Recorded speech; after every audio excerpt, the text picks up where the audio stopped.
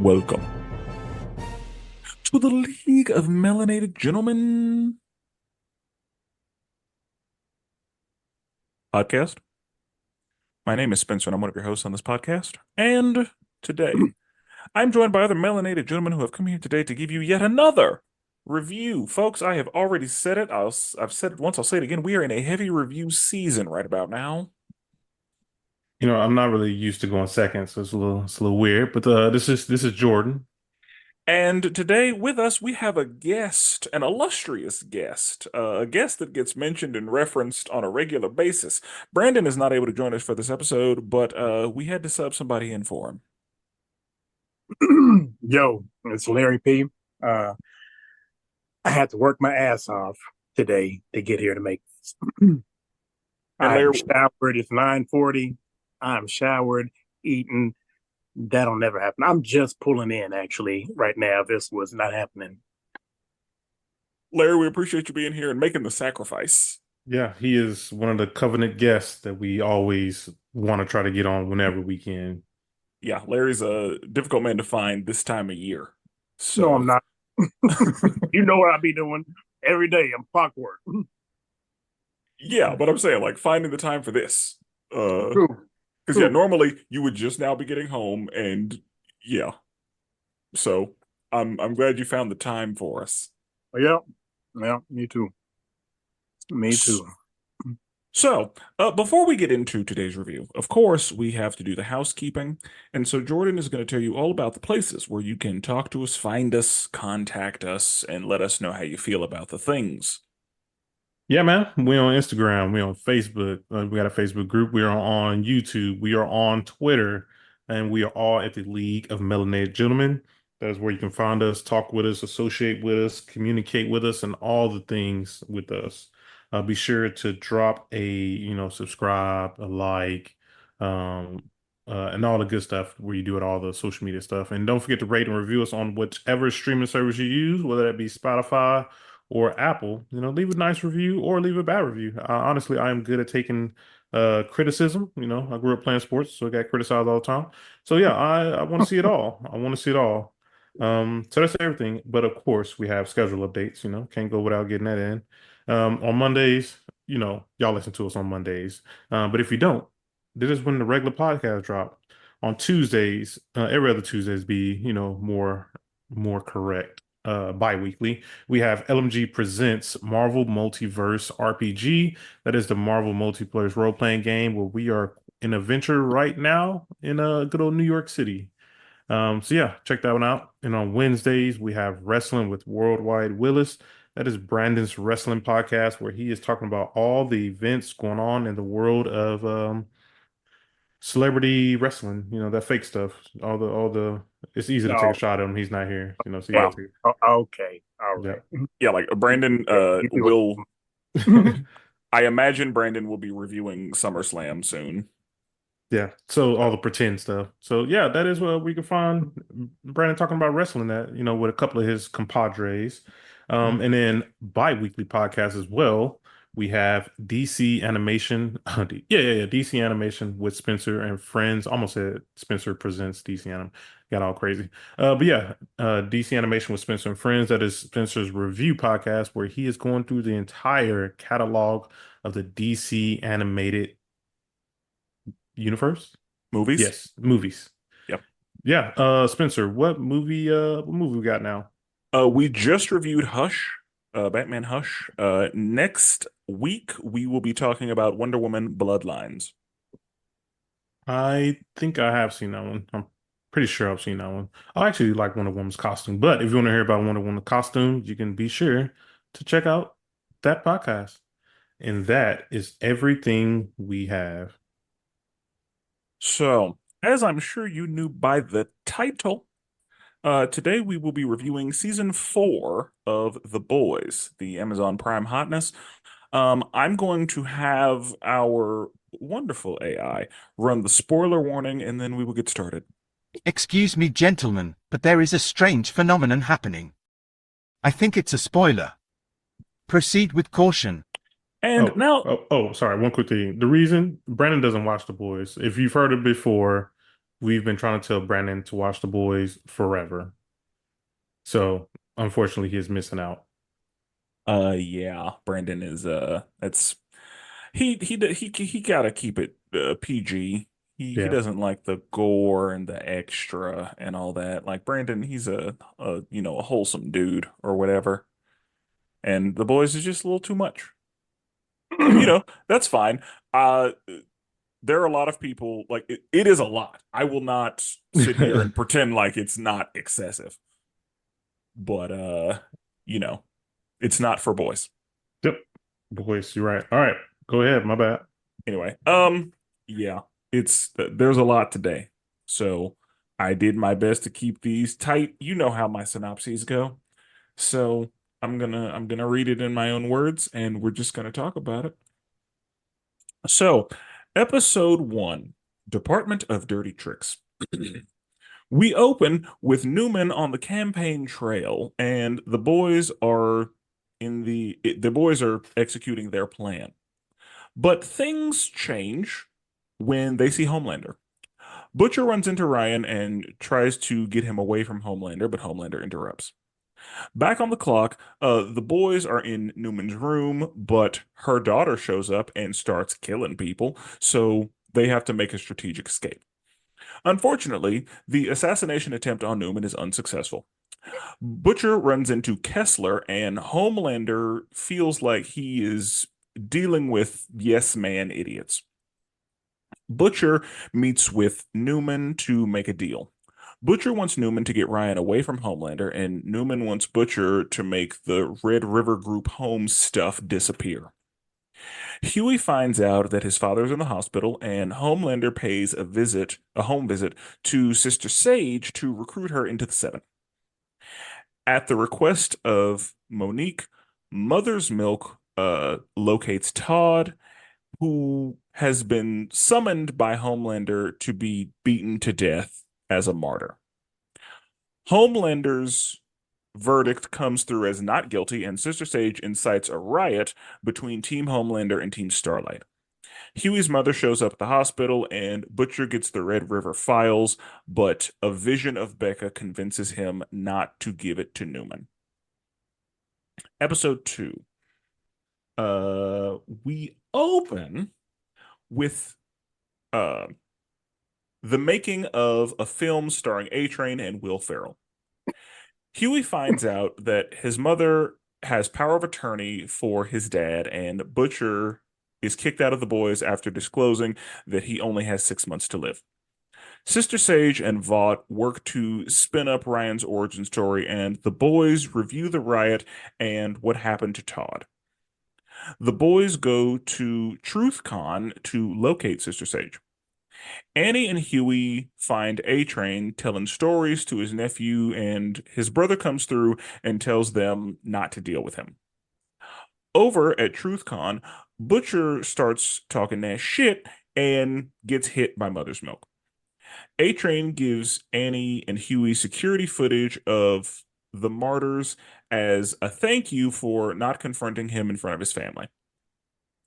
Over at the propaganda job, Homelander goes off script and Ryan ends up killing a robber actor.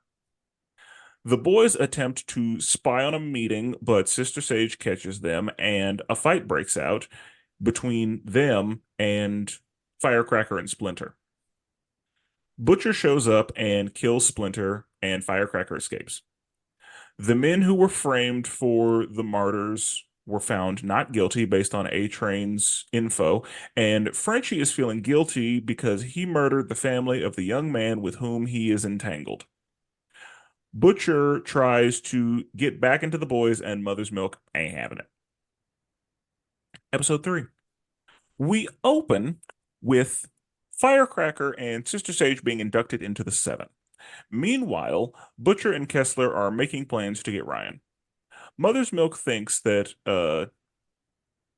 flipping A-Train will help with the Homelander situation, and Sage is made into the CEO of Vought.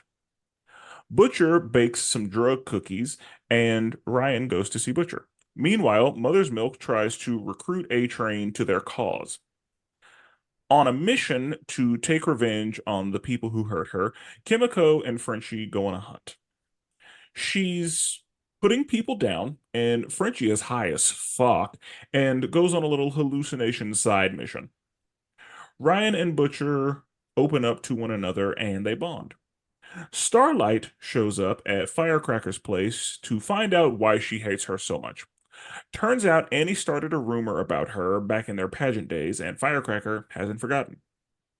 Mother's Milk and Huey go to the ice rink to spy on Newman, and Homelander sniffs Huey out. But luckily, A-Train is able to save him before Homelander finds him.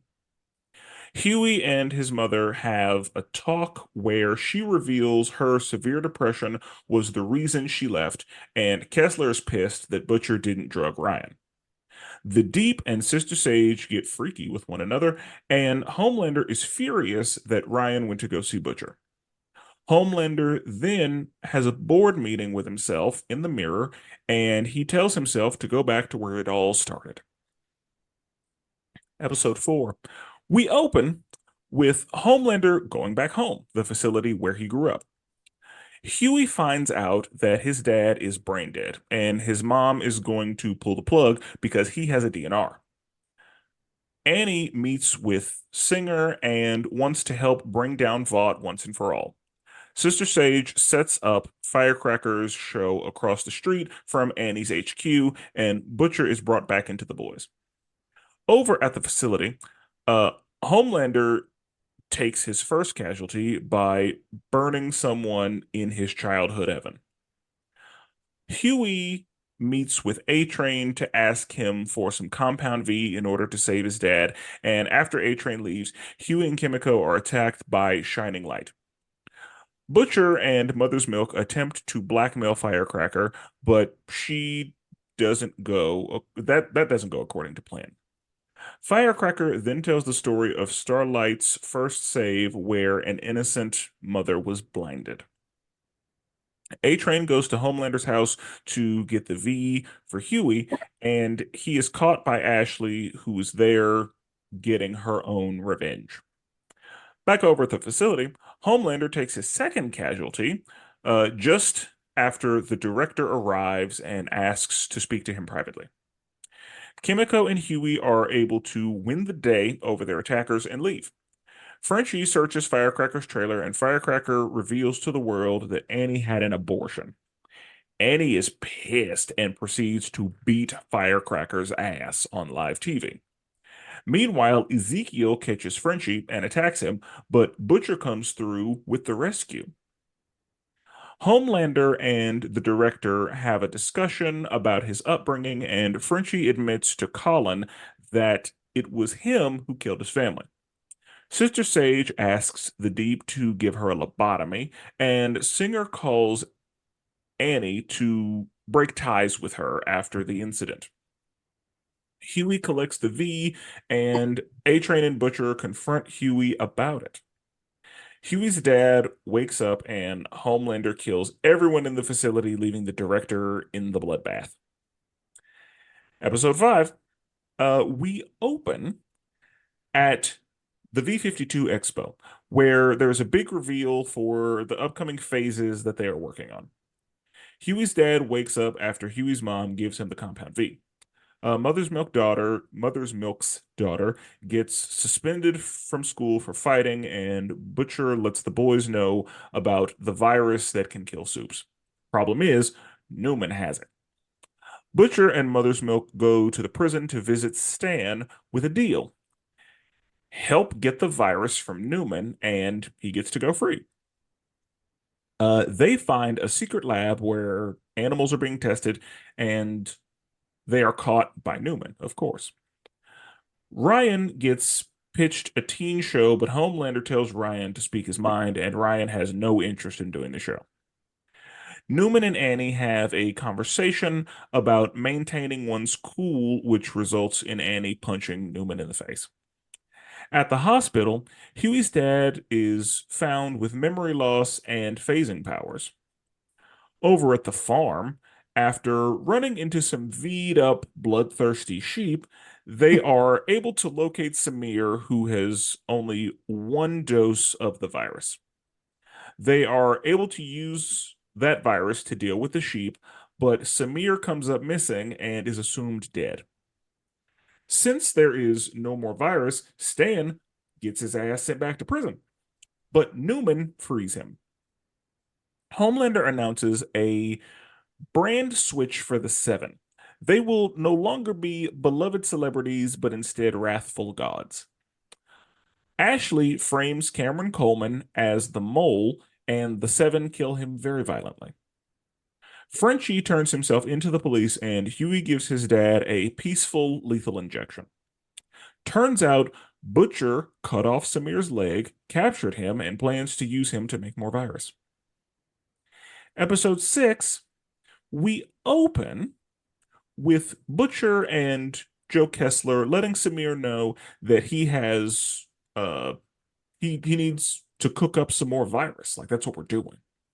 A-Train tells Mother's Milk about the Cameron Cole situation, and the boys need to infiltrate Tech Knight's party. They pay a visit to Webweaver and drug him so that Huey can go disguised as Webweaver to plant bugs. While at the party, Huey is taken to the tech cave, and they are no longer able to hear what's happening. With that, Annie, Mother's Milk, and Kimiko break into the party. Annie runs into Firecracker and apologizes to her before knocking her out. And Tech Knight discovers Huey and Mother's Milk. Tech Knight discovers Huey, and Mother's Milk is forced to shoot Sage in the head. He and Kimiko are able to locate the tech cave, but Mother's Milk passes out. Kimiko is able to get A-Train to take him to the hospital, and luckily for Huey, he is saved right before Tech Knight gives him another hole. Homelander meets with all of the heavy hitters regarding overthrowing the government, but Sage's current brain damage makes her very useless, so Newman steps in to save the day. In the tech cave, his old sidekick escapes and gives them access to Tech Knight's bank accounts, which allow them to get the information from him that they need. Sage and Homelander plan to use his prisons as internment camps. After getting that information, Tech Knight's butler kills him. Firecracker lets Homelander know that Starlight was at the party, which tells him that the mole is still out there. She then expresses her undying loyalty to Homelander through lactation. Huey admits to Starlight that he isn't okay, and Samir tells Butcher that in order to make the virus strong enough to kill Homelander, it would have to be super lethal and airborne, which would kill every soup on Earth. Butcher then discovers that Joe is his imaginary friend, and that he was the one who took over and killed Ezekiel. The real Joe is actually dead. Episode 7. We open with a Vought Christmas special for kids. Ryan isn't really feeling it, and Homelander and Firecracker are pissed that the mole is still out there and questioning Sage's plan. The Deep gets a "you up" text from Sage, and Annie has a difficult conversation with her mom. Butcher returns to the boys, letting them know about Samir and the issue with the virus. He bails Frenchie out of jail to help with the virus. Mother's Milk gives leadership of the boys back to Butcher due to the toll it's taking on him. He then gives Janine money and a plane ticket to get out of town. A-Train tells Ashley to keep her shit together, and the boys go see a potential shooter for January 6th. They find that the shooter is a shape-shifting soup, meaning that it could be literally anyone. Mother's Milk is making arrangements to leave with his family, but A-Train visits and convinces him not to leave just yet. Firecracker thinks Webweaver is the mole, and he is interrogated by her and Homelander, which ends with Homelander ripping him in half. Kimiko and Frenchie have a heart-to-heart, and the Deep gets into a fight with Ambrosia, which results in her death. Huey visits Newman to try to talk some sense into her, but that goes nowhere. When Butcher and Annie arrive back at the house, they are met by the Deep and Black Noir. They get to throwing hands, and it's not looking good for the boys. But luckily, the black people show up and save the day. Homelander finds out that A Train was the leak, and because Sage knew, she gets kicked out of the Seven.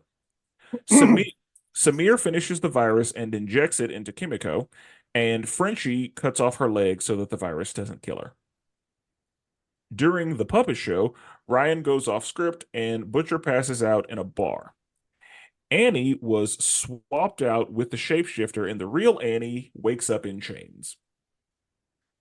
And episode 8. We open on January 6th. Frenchie is working on the virus, and the shapeshifter uh, proposes to Huey. Butcher wakes up in the hospital, and Kessler tries to convince him to do some, light genocide. He is then visited by Mallory. Homelander finds a photo of Butcher and Becca in Ryan's stuff and goes a little bit apeshit. So Ryan leaves. The shapeshifter goes back to where Annie is and updates her on the proposal and just really does a lot of taunting. Butcher has a final phone call with Huey, and Homelander and Newman appear on Firecracker's talk show. Homelander reveals to the world that Newman is a soup. Mother's Milk calls Huey to leak the dirt on Newman, but all of it is gone. Ryan comes to visit Butcher in the hospital, and Mallory tells him to come with her, but he doesn't want to. Homelander goes over their plan with the remaining members of the Seven. Singer dies, Newman is sworn in, and the Soups handle the inevitable rioting. Ashley overhears that the Seven plan to kill her, so she goes and takes some Compound V. The boys go down to the bunker with the president, and Huey realizes that Annie is the shapeshifter. A fight ensues, and the real Annie shows up to save the day. Annie is pissed that Huey liked the shapeshifter better, and Huey tries to explain himself. Newman calls Huey to try to, get herself and her daughter out of the situation. The Seven start killing Vought's staff, and the boys discuss helping Newman. Frenchie and Kimiko share a tender moment, and Grace tells Ryan some hard truths about Homelander. Ryan tries to leave, but Mallory won't let him, so he ends up killing her, causing Butcher to agree to let Kessler drive. The boys get Newman and her daughter to their hideout, and they start making deals, but Butcher shows up and he ain't having it. So he kills Newman and takes the virus from Frenchie. Sage comes through with the old "it was my plan all along," and Singer is arrested, and the Speaker of the House becomes president and declares martial law, putting Homelander in charge. The boys part ways and end up getting captured, except for Annie, who gets her powers back and is able to escape. A couple of credits later, the president takes Homelander to where Soldier Boy is being held. My lord, that's the show. That's the show. Yeah, that was quite the show. That is impressive. You were able to do all that. Yeah, and that's the thing. The boys, you can't really keep those tight because the episodes are very dense. Yeah. So, Jordan, I'll start with you. Overall, what'd you think of the show? I think overall, like I really enjoyed this season. I think this isn't better than the last season, although this is still a good season. I enjoyed the transformation that we got to see from A Train. I enjoyed the transformation that we've continued to see from MM. I wasn't really impressed with Annie this season, and I probably felt the worst for Huey this entire season. Like I feel like he just went through it this whole entire season. I feel bad for him. Like I feel like last season was MM kind of, having a mental breakdown, but Huey is really going through it. Overall, Homelander is still super scary, but I do think Sister Sage might be worse than him. But overall, really enjoyed the show. If I had to judge it right now, I would probably give it I would give it a 7.5. I'll probably go 7.5, and might even go to an 8 about time we end it, but 7.5 for now. Okay. Okay. Larry, what'd you think? I'm like with Jordan. I like season three. Season three was cool just because Jensen Ackles did a great job as Soldier Boy, but Yeah, he did. him just being Soldier Boy was that was cool. I was like, damn, who is this dude?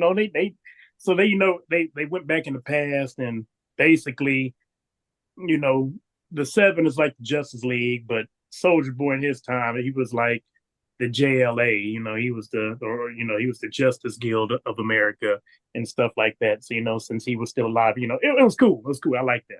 But with this season, piggybacking off what Jordan said, felt bad for Ewing.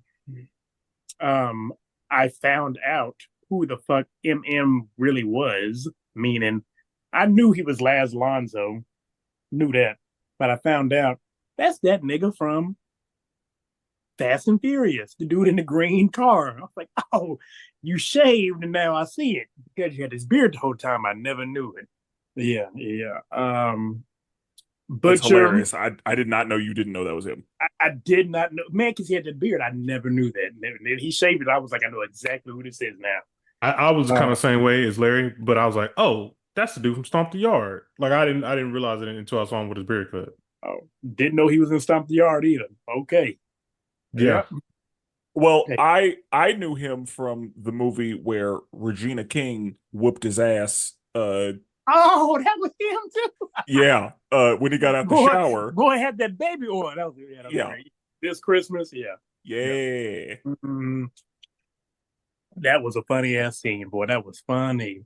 But no, Butcher going through it, man. That stuff from last season. There was a lot of repercussion from last season that are still in this season and things. Yeah. Kimiko, cool. We're gonna get into Frenchie. I am very upset of how they did Frenchie. I agree. I can't wait to get into that bullshit. Homelander. I mean, Homelander crazy as all day is still. So I miss Maeve. I did. I really miss Maeve in this season, and I guess we got who Starlight is left. Starlight, don't really know how she lost her powers, but the actress, man, I was telling me and Dad watched this together. I was telling Dad, I was like, this girl fucked herself up, and I can't not see it. Yeah, Yeah, it's a little rough. yeah. Okay. I enjoyed this season. I will say I think there were a couple things that because one of the things that, the boys kind of has to live through is like outdoing itself. Mm-hmm. And with season 3, that was a tall order. Mm-hmm. I think story-wise, they were able to meet themselves at the same level. Like, I think that this story had the same level of quality that we expect from the boys. As far as like the, over the top gross shit, like this season, I was like, did we need to do that? Oh, This season was real rough, dude. It was Did there we was need to so do much that? shit going on. I was like, my God. I got a Every story for season, y'all when we get to every like episode 4. every season, I say, okay, we won't. Y'all can't top it, and then they top it. Yeah. All right. And Yeah. that's the thing. Like, we've reached the point where I was like, am I uncomfortable? I don't like it. We didn't need to do that. So cool. All right, we'll talk through the show. We'll give it a rating at the end, and we'll just kind of talk through it. So, it's been a minute since I've seen this first episode Yeah. because watch them as they happened. Yeah, been a while. So, Wait, quick question, because you just brought something up. Larry, have we ever asked you what side are you on when it comes to week by week episodes or fully binging it? Benjamin, What do dude, you prefer? I grew up in the '90s like you guys. I'm perfectly fine with watching something week to week. I Gotcha. don't Okay. I don't know why people our age be like, "Oh, I need to binge it." Nigga, what are you talking about? You act like you didn't watch That's So Raven on Disney Channel all the time, week to week. So you're used to it. Shut up. Yeah, yeah. It don't matter to me. If you release them all at the same time, okay, cool. But if you don't, oh well, I'm gonna watch that shit. Okay. I prefer to binge it if I can. I prefer week to week because I like watching it, talking about it with people, theorizing what's going to happen. I enjoy all that.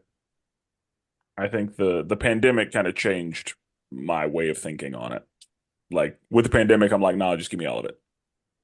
I'll just watch it. But um, so she's on the campaign trail, and the boys are basically, trying to assassinate Newman, which does not happen. At Uh, like she's too much. Like that's this is the episode, or this is the season that really made it clear to me, because we all know, Homelander is super powerful, very much a problem. But this is the season that really let me know, like, oh, a soup is not easy to kill. Like, kind of certain soups, but any soups. Like soups are formidable. Is this And the same episode where Butcher shot her in the head? yeah, I think it was Huey that shot her in the head, and nothing happened. Yeah, that was wild. I did not know she's built like that. Yeah, like I'm pretty sure it was Butcher that came through and did that because she was talking to Huey in the van. Yeah, Oh Butcher yeah, yeah. behind her. yeah, Like, and I really? think Huey and her have a really good relationship. I don't think he would take that shot at her just innocently. Yeah, that had to been Butcher. Okay, because Huey did something, like they were talking, and then Huey like tried to attack her. He tried to hit her with that acid shit Oh and yeah, and oh yeah, fucked up her clothes. yeah. He threw it on her, and she was like, "God damn it! Now I gotta change." Yeah. That's what happened. Yeah, but Butcher shooting her in the head, and And she was just like, "Why did you do that?" Like that was like, annoying. yeah, she was And like, the ricochet, "Stop it!" it ricocheted and almost hit Huey. It was like, whoa, whoa. Yeah, Yeah, I didn't and know she's that built like that. same. That's again. This Nobody is did. this is the season where I was like, "Oh shit!" That's why they haven't been able to do anything, because she's too much. Too much. And so, because they, at first we didn't really understand her powers either, because we thought that she was just, blowing up people's heads. And then in Gen V, that's when we learned, oh, she's a blood witch. Yeah, So she's not just, blowing up people's head. That's why everybody has a nosebleed first, because she just increases the pressure of blood in their head, causing it to explode. So she can do that anywhere on somebody's body, much like in Gen V, which we're going to talk about this. I'm pretty sure that Marie blew up old girl's arm, but she had both arms. I noticed that too. I noticed that too. So it's like, how did she get her arm back? How she got her arm back? Yeah. But all right. Uh, so yeah, well, yeah. Since Uh, we're here, how did she get her arm back? bro, no idea. We ain't gonna find that out until Gen V or next season. I don't know. I don't I know. guess because yeah, like I vividly remember her whole like up, like almost up to the shoulder. But that was the same thing with old boy's penis. Pretty sure she I blew it. thought the same thing. That penis got blown up, and then that dude was walking around crazy boy in that rally like his dick is just not blown up. Nah, Oh, dude. wait. Oh, you talking about the Russian dude with the really long weenie? No, No, I thought something happened to his. no, the no. psychic dude. In Gen V, he Oh was yeah. yeah, he Okay. was the creep, and they blew his dick off. Yeah, I remember now. Okay. And he was, like I said, he was just walking around like that shit didn't happen. And Yeah, so that blew my mind because I was like, I need to be dead or in the hospital, but no, not at a fucking rally. Right. so again, this is when I was like, okay, not just her, but like Soup. Later, I'm like, okay, Soups in general are a problem, but like that's when I was like, oh, she's a problem. We also got to mention, because the internet wouldn't leave this alone. MM looks different this season, which we already kind of hinted at. Yes, he does. How did y'all feel about him, slimming down, which he said he did for the show, to kind of show the stress that MM was dealing with. I Um, appreciate the dedication to the character. Oh, he slimmed down. I thought he just really shaved his beard off. No, wait, no, he No, slimmed down a he lost lot. weight. Yeah. Yeah, he lost weight for this. Oh, yeah, yeah. I mean, size wise, he looked the same to me. I wasn't really looking at his size or anything like that. Because he was kind of You he was buff. But you can see it in his face. Yeah. Well, and I thought that was because he had shaved. That's why you could see his face. I don't It know was what his face it was looked like. both. It was Yeah. both. It was a combo. But yeah, like I appreciate the dedication to it because yeah, like it looked like he was stressed out and that he was going through some shit. And that's I mean that's what really happened in this episode addresses a lot of people's like mental situation because we've been spending the last season exploring like Homelander's mental situation and Mother's Milk we've started noticing that he's, it's taking a toll on him. But yeah, in this season, when he was to the point where it's like, I have to get out because this is like killing me almost. Yeah, and he's like, it killed my dad, and it kills my dad, and like it's happening to me. Yeah. And so and then the fact that he like considered like I just need to leave with my family. Like that was I was like, yeah. And so yeah, I mean, I think he did a really good job this season. Yeah, continuing that same kind of storyline and stress from the previous season. Yeah. So, this is also the episode where we first see Negan show up, and Negan is like, "Hey, we need to finish this shit. Like, I'm here to help. Let's do this." And again, whenever he poured him a drink, that's when I was like, obviously he's real. Like, it didn't even occur to me. I guess Obviously. we can go ahead and talk about that. What a switch. I did not see that happening. They got me. They got me too. me when he called her a cunt. I said, "I beg your pardon." Yeah, What he was did like, you? Yeah, What? he was like, you can see her? he was like, "Shut up, bitch!" And Yeah. like, oh, whoa, what? You can see her and hear her, and then that's what because I had to pause it because I was like, "Oh shit!" I was like, how does he know she's there? I had to pause it because as soon as he told her to shut up, I was like, "No, the fuck, Joe isn't really there. No, he's not. He's an imaginary friend." Yeah, man. That was a crazy. And then you see the flashback of like all the times. Yes. Yeah. So then you see the flashback to him pouring that drink that he was just For pouring no on the one. table. Yep. Imagine you came into the room after and he'd be like, bro, who did this? Like, what savage did this? Bruh, who did nobody see him talking to himself like that? Because he was having a full blown conversation. Samir did. Samir Yeah. saw him talking to himself. Oh, Samir that way worried. Samir's like, this motherfucker crazy anyway. He cut off my leg. Yeah. And Samir was like, yeah, he's been talking to himself the whole time. Yeah. Like, I don't know who told him to cut off my leg, but so yeah. That truly surprised me. It was a good one. So yeah. That's where I was like, okay, the boys. I see what you're doing here. I don't know how some people I was talking to about it is like, oh, I could predict that was going to happen. I was like, no, No, you can there's no way Absolutely you not. can predict that was going to Put happen. your ass up. You Yeah. just talking. And especially because we don't know who Joe Kessler is. Like, Right. he's new to us. And again, he poured him a drink. Yeah. He had many conversations with him. And whenever he would see him, it was reasonable that Joe would be there. Like, it wasn't a situation where like Joe was just showing up like while Butcher was on the toilet. Like, he was showing up in places when it's like, yeah, it makes sense for Joe to be here talking to you. Yeah, Right. like he picked him up one time. Made sense. Yeah. So, or like they would be like, hey, let's take a ride or whatever. It's like, oh, yeah. So, yeah, they got me. I wasn't ready for that.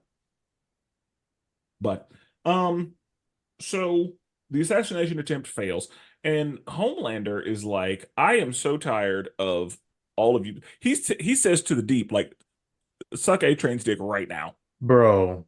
And the Deep was like, What did he say?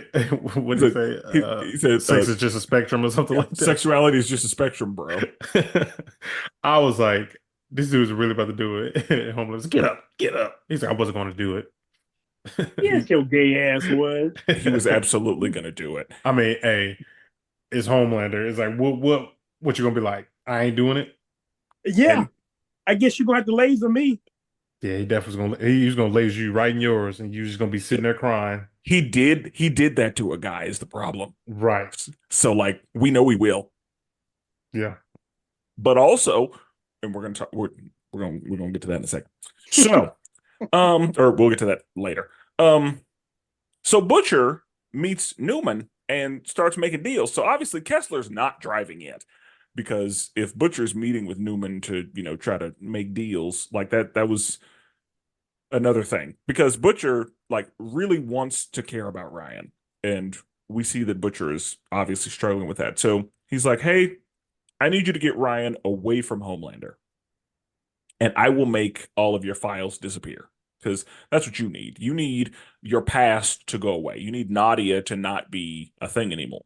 So I can do that if you get Ryan out. And so, they work on that plan. And then this is also when Huey finds out that his dad is in the hospital. And again, Huey's just going through it. It's a rough time to be Huey. This is also we didn't mention Homelander loses hair, and Homelander, he's yeah, confused about what's going on. he has been I took that to mean that he's had to like deal with the reality of aging. That's what I was And like. I felt the same way. and I especially feel that way because they are bringing Ryan in. Yeah, Like if Ryan wasn't there, then I would think, oh, he's got something going on. There's some kind of condition, but I think he's just getting old. And the whole like idea of Ryan replacing him or being the answer for him or all that is yeah. yeah, just wearing So on him. so he goes to see Sage and he's like, Sage, you're supposed to be, basically the smartest person on Earth. Um, what do we need to do? And so she's like, well, here's let me just show you that I am the smartest woman on Earth. And then she's like, I don't need a superhero cost. I don't need any of that bullshit. Like, don't worry about that. They Just basically just listen to me yeah, and do everything I say. let me run this shit from the shadows, and I will get you what you need. And so Mother's Milk is tasked with locating Todd, and they are able to find him because he's a super fan, and so they use him and a couple of others to fabricate a riot. And also another thing that they did, whenever Homelander lasered that dude last season, Yeah, they created a narrative that he was a pedophile. which is unfortunate. Unfortunate, but very on brand. Yeah, Like, oh, we got to justify him getting fucking lasered. And so Homelander's verdict comes back not guilty which because is I guess, which is wild. and not surprising because Right. the jurors thought, yeah, nah, it ain't gonna be me. Yeah, just imagine, yeah, you're on that jury and you be like Homelander guilty. Because you know he could break out of jail. Like And nothing's gonna hold him. he heard you say that. Right. So yeah, and Homelander's already unhinged. Like the fact that he lasered a man in public, no, And got away with it. yep, but that's what happens. So, um, Sage incites the riot, because she, that was her plan to, kill those people and use them to be like, look at what the Starlighters did, and yeah, so that worked perfectly, like very according to plan, and Huey's mother shows up at the hospital, and Huey's like, "What the fuck are you doing here?" Because you've been gone, you disappeared, and so now all of a sudden, what? Yeah, so Huey again going through it. His dad is, you know, in the hospital, and now he's having to deal with his mom showing up and addressing the whole like you abandoned me. And so yeah, it's just up front, not a good situation for Huey. And we at the end we see that Butcher has the files and Becca, decides to show up for him and be like, "Yeah, don't join her. Don't do what she needs you to do." So, Things like, yo, I got a picture for you, and I was not expecting that picture to be his butthole. I was like, whoa, yeah. not ready for that. Not ready for that at all. Yeah. But that's the boys. You're right. One last thing about episode one, we get to meet Ambrosia again, and that will be another thing coming up in other episodes. Because I was definitely like, is that Tilda Swinton? It was Uh, absolutely Tilda Swinton. Oh, I don't okay. even know. I don't even know who that is. The ancient one. Yeah, Oh, okay, yeah. yeah, Okay, Dr. Girl. So another Newman's daughter was that episode 2? That one? that was one. That was one as well. Oh, okay. We need to talk about that. How I went Oh ready yeah. for that. Her little mouth snakes or Yeah. whatever the fuck. Yep. Whatever the fuck that was, wasn't ready for that. Yeah, Yeah. Because we remember her being injected with V, but yeah, we didn't know what that meant. And yeah, when we found out, it was like, oh, Yeah. Like Singer said, I got 2 fucking dead agents that I don't know what I'm gonna tell their families because that's a closed casket. yeah, yeah, That that was rough. was Because yeah, real. I was not expecting her to be a fucking tentacle monster Uh, or yeah. whatever. Uh, so yeah. In the next episode, we see that they're, doing an origin story movie for A Train, and that was Will Ferrell hilarious. is in it, and I was like, this is That was such a random thing. yeah. And I was like, this is so on the nose. But I mean, that's how that happens. Will Ferrell getting old. Oh yeah, Please. I know, dude, and I hate it so much. I hate when I see him now. He just looks way older. I'm just like, oh, I love Will Ferrell. He be cracking me up. Yeah. So this is the episode where Huey finds out that his mother is has the rights to make decisions for Huey's dad, and Huey is furious. I would have been too. 'Cause what the Same. fuck? Yeah, What for the real. fuck? Like, she's you what? How the Yeah. hell does this shit always happen when somebody is in a fucking coma or not in their right mind so I can talk to them about it and be like, do you know what you just did? Now I just gotta be mad Yep. and tell her that you're not I can't win because if we take it to court gonna be like, I mean, it says right here, Yeah. Like there's nothing you can do. nothing I can do. And so that's the thing. He didn't want to have that conversation with Huey. Like Huey wasn't supposed to know Mm, because that's what Huey was gonna be like, what the fuck?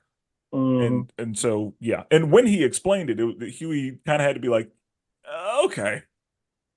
And then that's what it like that's we saw that happen later on. But finds that out and MM kicks Butcher out of the boys after Butcher's like, hey, I have 6 months to live. It's not looking good.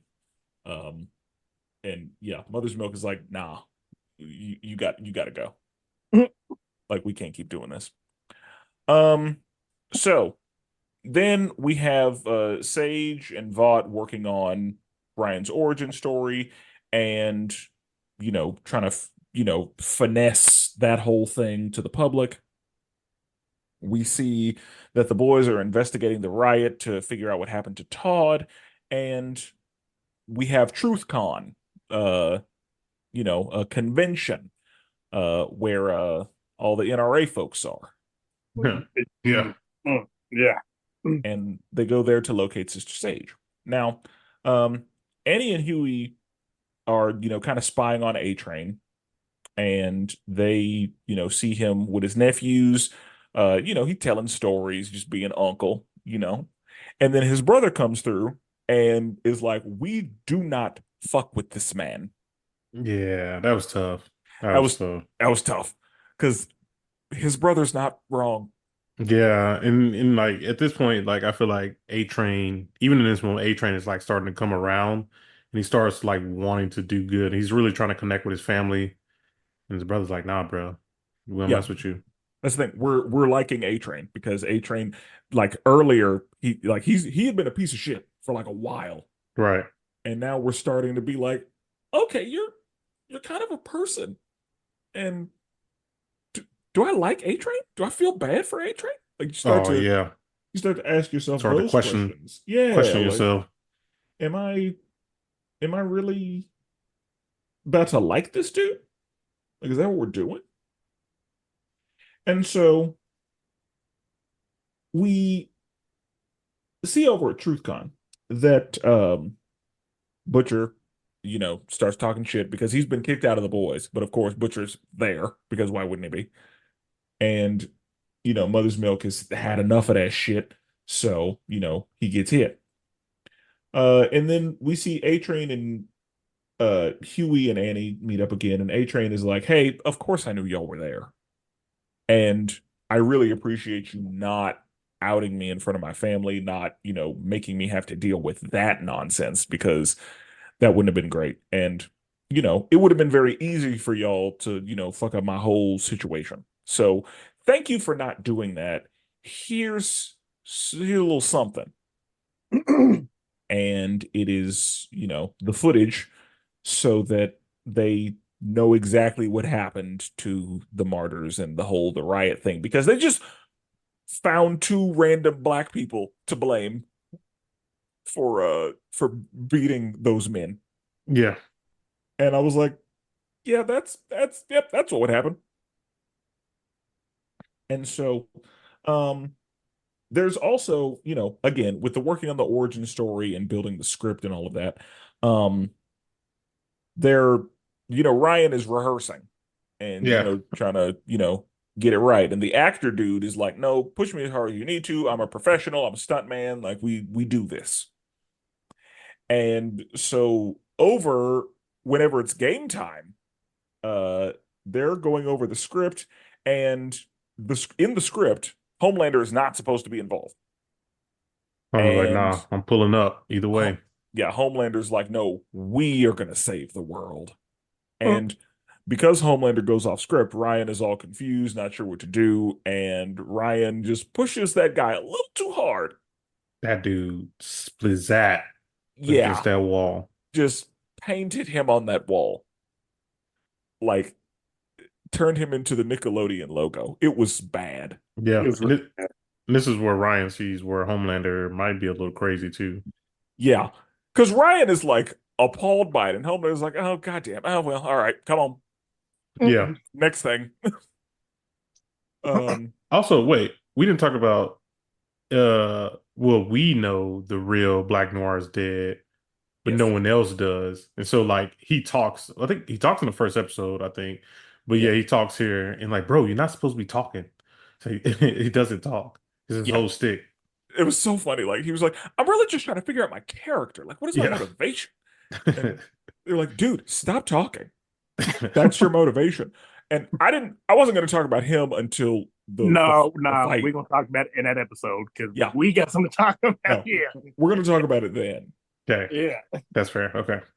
Um, so the boys are, trying to spy on Sage, and she's like, "Hey, meet in this room at 9 o'clock." And so she's obviously setting them up, and so she sets them up, and a fight breaks out, and it's between Firecracker and Splinter, who can like Multiply. Which was multiply. wild. That Yeah, scene, they caught him in, was it like the sauna or something? That was wild. I That was was wild. like, I was Yeah. not expecting. And then so when you see him here, he's like, French was like, you like got pink eye. He's like, what? No, I don't. Like, I'm hot. He's like, no, I'm yeah. fine. What? Okay. Bro, I was cracking up. He said, you like got pink eye. He's like, no, no, no, no, I don't. I just got a little itch in my eye. Yeah, and that's the stuff where I'm like, it's so extra. Yeah. But yeah, whenever they killed the OG, They were like, no, Which not why would you be if I'm the OG, I'm not there. Right. never? Why would I'm never gonna fight? So That's their job. what Kate did in Invincible, Yep. That's what I would that's do. that's what you do. Yeah. Yeah. You go take yourself to some You place off the grid. you never ever need to be like the OG, you never needs to be in the room. Right. And so yeah, that's I mean, but of course it's the boys. So of course that's what happened. And I mean, they made it seem like Splinter wasn't just the smartest guy that would be in the room. No. But yeah, Butcher shows up, and yeah, Splinter dies and Firecracker leaves. So luckily, the men that were framed got off free. And this is, Frenchie, has a friend. And we can talk about it. This was the downfall of Frenchie's character. Yeah, That yeah, was so, I think, in yeah, my opinion, that was so unnecessary. yeah, yeah. The agenda was made in the boys, and I was highly disappointed at it. It's one thing if you have a character that just shows up and it happened to be gay. All right, cool. But you took a character that we knew to be a Frenchie's always been in my book, Frenchie was a player. Now, I knew he was a French guy, so he, probably would do a little swinging crazy type of ways, or maybe a little metrosexual or something like that, a little Prince vibe or something like that. But no, that my boy pulled hose, and then this nigga turned gay. I said, See, nah. I always took him as a character who he enjoyed the domination, like being dominated. Like everyone, just like the girl said in the last season, she's like, someone always need to be holding your leash. The Russian, yeah, Right. talking. And so like I thought he was just one of those little freaky dudes. But I was like, for this, like that added nothing to his character, in my opinion. Like it did nothing for his character. I think that it made sense to me that Frenchie was pretty sexually free. Um, like I guess I'm not gonna say that I saw it coming, but I wasn't surprised by it. Like I was just like, all right. I think I But was more surprised. Just like I said, I don't think it added to his character. It didn't do anything for his character, in my opinion.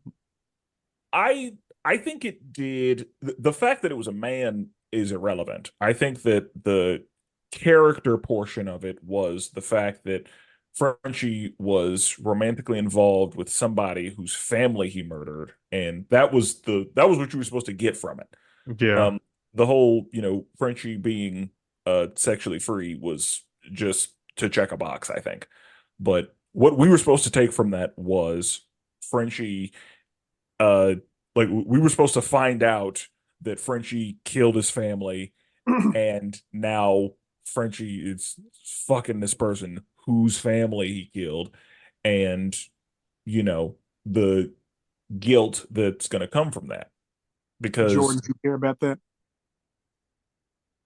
Not at all. No, it Not at didn't all. add to the story. Like they could have been best friends for all I care. Like it did for me, like I said, it just didn't do anything. And then No, just his whole character, I didn't like his character portrayal throughout the whole season.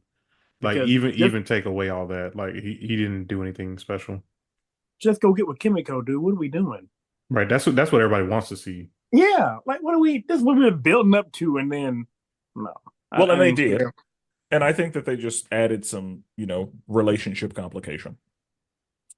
I am not gonna say that it was necessary, but I think that the the story of, Frenchie having killed his family and then dealing with him was the point, and the fact that he was a man was just kind of sprinkled on top. But uh yeah, like I said, Frenchie being sexually free, I was like, okay, that tracks with his character. Like it wasn't super out of care. Like that's not if It wasn't anybody on out the of boys, yeah, like if no. anybody on the boys was gonna be, like that's It was who, going to be yeah, for sure. yeah. So I was just like, okay. but they ain't portrayed it in 3 seasons. So in season 4, we're just But I guess they were again. There wasn't really. I mean, there would Well, have needed to be a reason to, and I and guess. another reason why I thought it was kind of out of his character too, just because this entire time, like someone's always been in charge of him, like the girl's in charge of him, Butcher was in charge of him, like someone has always been in charge of him. And for I can't remember the dude's name, but like the other dude wasn't in charge of him, which I guess nobody is at this point because Frenchie is just doing his own thing now. And so I was like, okay, now maybe if the guy was controlling him somehow, like he has some dirt on him, which I guess technically you kill his family, you kind of have dirt on him, but he didn't know that. So I don't know. It was just for me, it was just out of French's character. Yeah, I don't think this was a control thing. Yeah, Um, but and then Kimiko, was trying to be supportive and trying to be like, if that's who makes you happy, then that's what you should do because she felt shitty about her own self. And that was really the only reason she was saying that. She didn't really feel that way, but she was like, I don't deserve to be happy because I'm a shitty person, but you deserve to be happy. So if that's what you want to do, then go do that. And Ah, eventually she retracts, right. but I also wasn't feeling Kimiko's character this season either. I feel like she didn't really do anything. Like we got to well, see a little bit more of her backstory, but Well, and I think a lot of that was because she was like trying to deal with because when Frenchie turned himself in, she was pretty much AWOL because she was trying to get him out and trying to talk to him and trying to see him, and he refused and all that. So I think that him being out kind of made her out also because when he was locked up, we kind of really just saw her going to visit him and being told that he didn't want visitors. yeah, I wasn't really feeling her character this season either though. Again, I think that it was kind of dealing with the mental and emotional issues that the entire squad was going through because everybody had something here. Um, and we'll talk about that a little bit more as we go through the episodes, which I will try to do a little faster. No guarantees though. This episode may just be long. Um, so Firecracker and Sage are inducted into the Seven, and Butcher and Kessler are making plans to get Ryan. Mother's Milk is like, hey, A Train. He's the one who helped us out on that last thing, right? He's the one that got those. Okay. I think we should. I think we should try to turn A Train. And Annie, I feel like was like, no, he's an awful person. That's a terrible idea. And Huey is probably like, you remember how I got here? Do you know what brought me into this fold? Do you know what Yeah, you know the thing that happened that's the reason I'm here? Like the opening of episode 1? That I don't know how I feel about that. I don't know if I want to do that. But of course, Mother's Milk ends up talking to him and being like, "Hey, I think we can make something happen here. I think that you're not a piece of shit, and I think that you want to help us." So, um, Sage is made the new CEO of Vought, and Ashley is kind of just a puppet now. Ashley just exists. Like she's just there, and she's just pissed off, but can do nothing. right. And I will say, like, Ashley's wardrobe, like Ashley, she had the blazers. Like her, Yeah, she was clean. I yeah, ain't gonna lie, her she was suit, clean. yeah, her suit game was kind of fire. Like Ashley had the outfits uh in this show. But so, Kessler and Butcher decide we're just gonna drug Ryan. That's gonna do it. And so he puts it in some cookies. And Mother's Milk is able to recruit A Train. And on the mission to uh so Kimiko is hunting for the people that, hurt her. The organization that she was with, the basically the Weapon X of this. Or that shit that Deadpool was in. That was Weapon X, right? Yeah, it was Weapon X too. So yeah, Weapon X. She's basically like hunting for them. And Frenchie is, through his guilt, decides to just get high. And of course, she says to him, "Are you high right now?" And he's like, "Of course not. Whatever do you mean?" My boy was tweaked out. My man went Week on after. he went on a full side quest. In the middle of the main mission, yeah, he went on a side Yeah, quest. Left just her hanging. left her hanging. While he just went on just a hallucinogenic side journey. And we see some of Kimiko's backstory. She runs into a girl that, obviously she had some history with. And um, so yeah, Ryan and Butcher, they meet up. Ryan shows up in Butcher's house and they just, kind of open up to one another. They're like, hey, this is the situation. Butcher's like, I'm kind of scared because I might die. And Ryan is like, I'm scared too. Oh, his little squeaky voice. I liked what you did there. Yeah. His little puberty voice. uh, and so, um, Starlight Firecracker has just coming after Starlight, obviously, because it's like, I hate you. And so Starlight is like, hey, what's the deal? Why do you hate me? What did I do to you? What's going on? What are we doing here? And she's like, you don't remember me from the pageant circuit, but you started a rumor about me and I will never forget it. You ruined my life and I will always hate you. And Starlight is basically like, I'm not going to deny doing that, but I was taught to be ruthless. I am not that person anymore. I genuinely apologize. That's not me. I just want everything to be better. And she's like, "No, you don't. Go fuck yourself." I think this also may be the episode where Firecracker said to Sage, "You're one of the good ones." Yeah. I think that happened in this episode.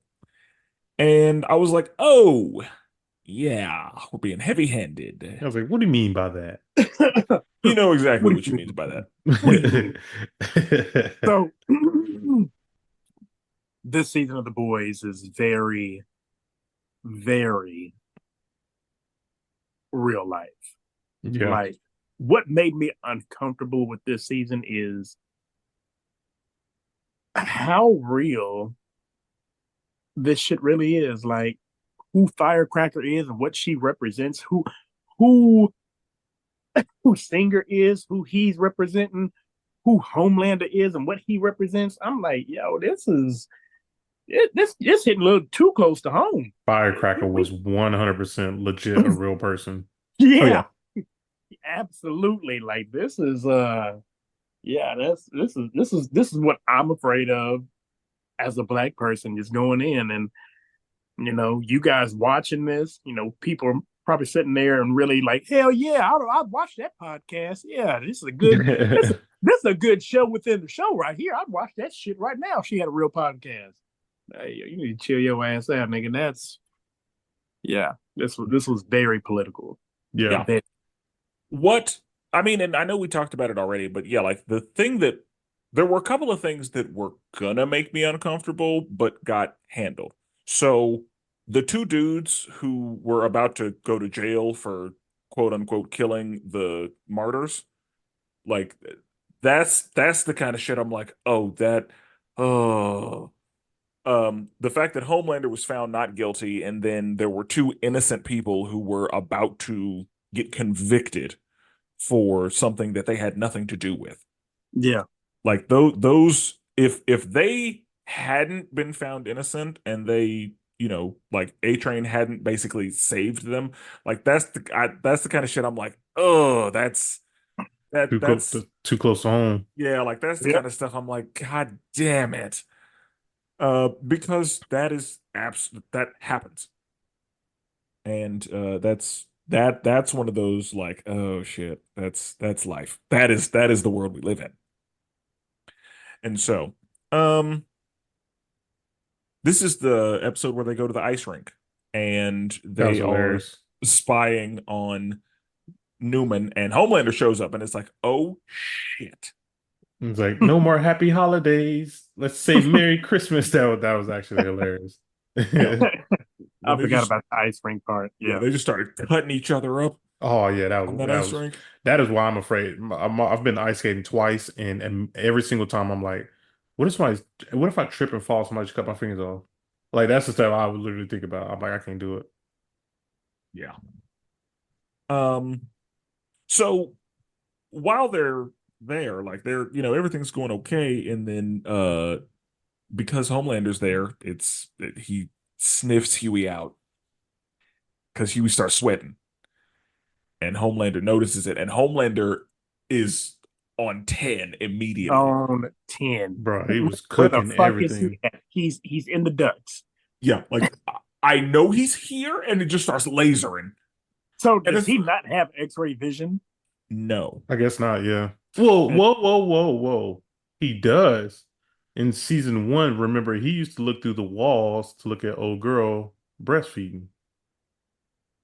I didn't even think about that, Larry. He does Well, have that. if he then they forgot too. Because Yeah, they did. Huey should just be dead. He shouldn't have made it. Because y'all remember he used to look at that wall and we never knew why he was looking at the wall. And then we found out she was breastfeeding. Yeah, I mean, I don't remember this shit, but okay. Yeah, I didn't think that. I mean, I know he has like Superman package, but I thought that the things he got from Superman were flight, super strength, laser eyes, and the scream. Nah, he was looking through the wall. Okay, well then, yeah, they just forgot. That I did too. Or the pipes that he was in were made of lead. Yeah, Like- we'll go with that. We'll go with that. Like those are the two Okay. options. Mm-hmm. But yeah, Homelander just started didn't give a fuck. He was like, I'm killing him today. And it's crazy that Homelander was like, I know exactly who that is. I know that smell. And so yeah, luckily A-Train got him out of there because it was Huey was going to die. He was gonna die. That was He was gonna die. that was it. Like Huey was gonna die. Just like everybody else in that episode. Yep. Yeah. I felt so bad for old girl. She got hit first, and there ain't nothing you can do whenever you the first one. You just like, damn. Yeah. I would think it would suck to be the second one because you kind of know what can happen. Because if you're the first one, yeah, like it's over. Nothing you could do. Well, It's did too he late. kill anybody else? Did he just kill her? Did somebody else die? No, I think that they started killing each other. Which was wild. Because what are we doing? Yeah, like she died, and then yeah, like everybody started panicking, which caused more death. Yeah. There was one death that pissed me off because I feel like somebody got their throat cut, and I'm like, what are you?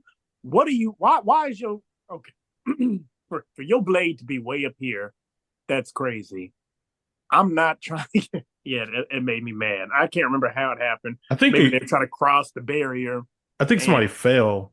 Like they kept because they were on. Oh yeah, somebody crossed the barrier and they kicked their foot up. Yeah, just Yeah, and they all sliced that willy dude. nilly and shit. Like what the fuck?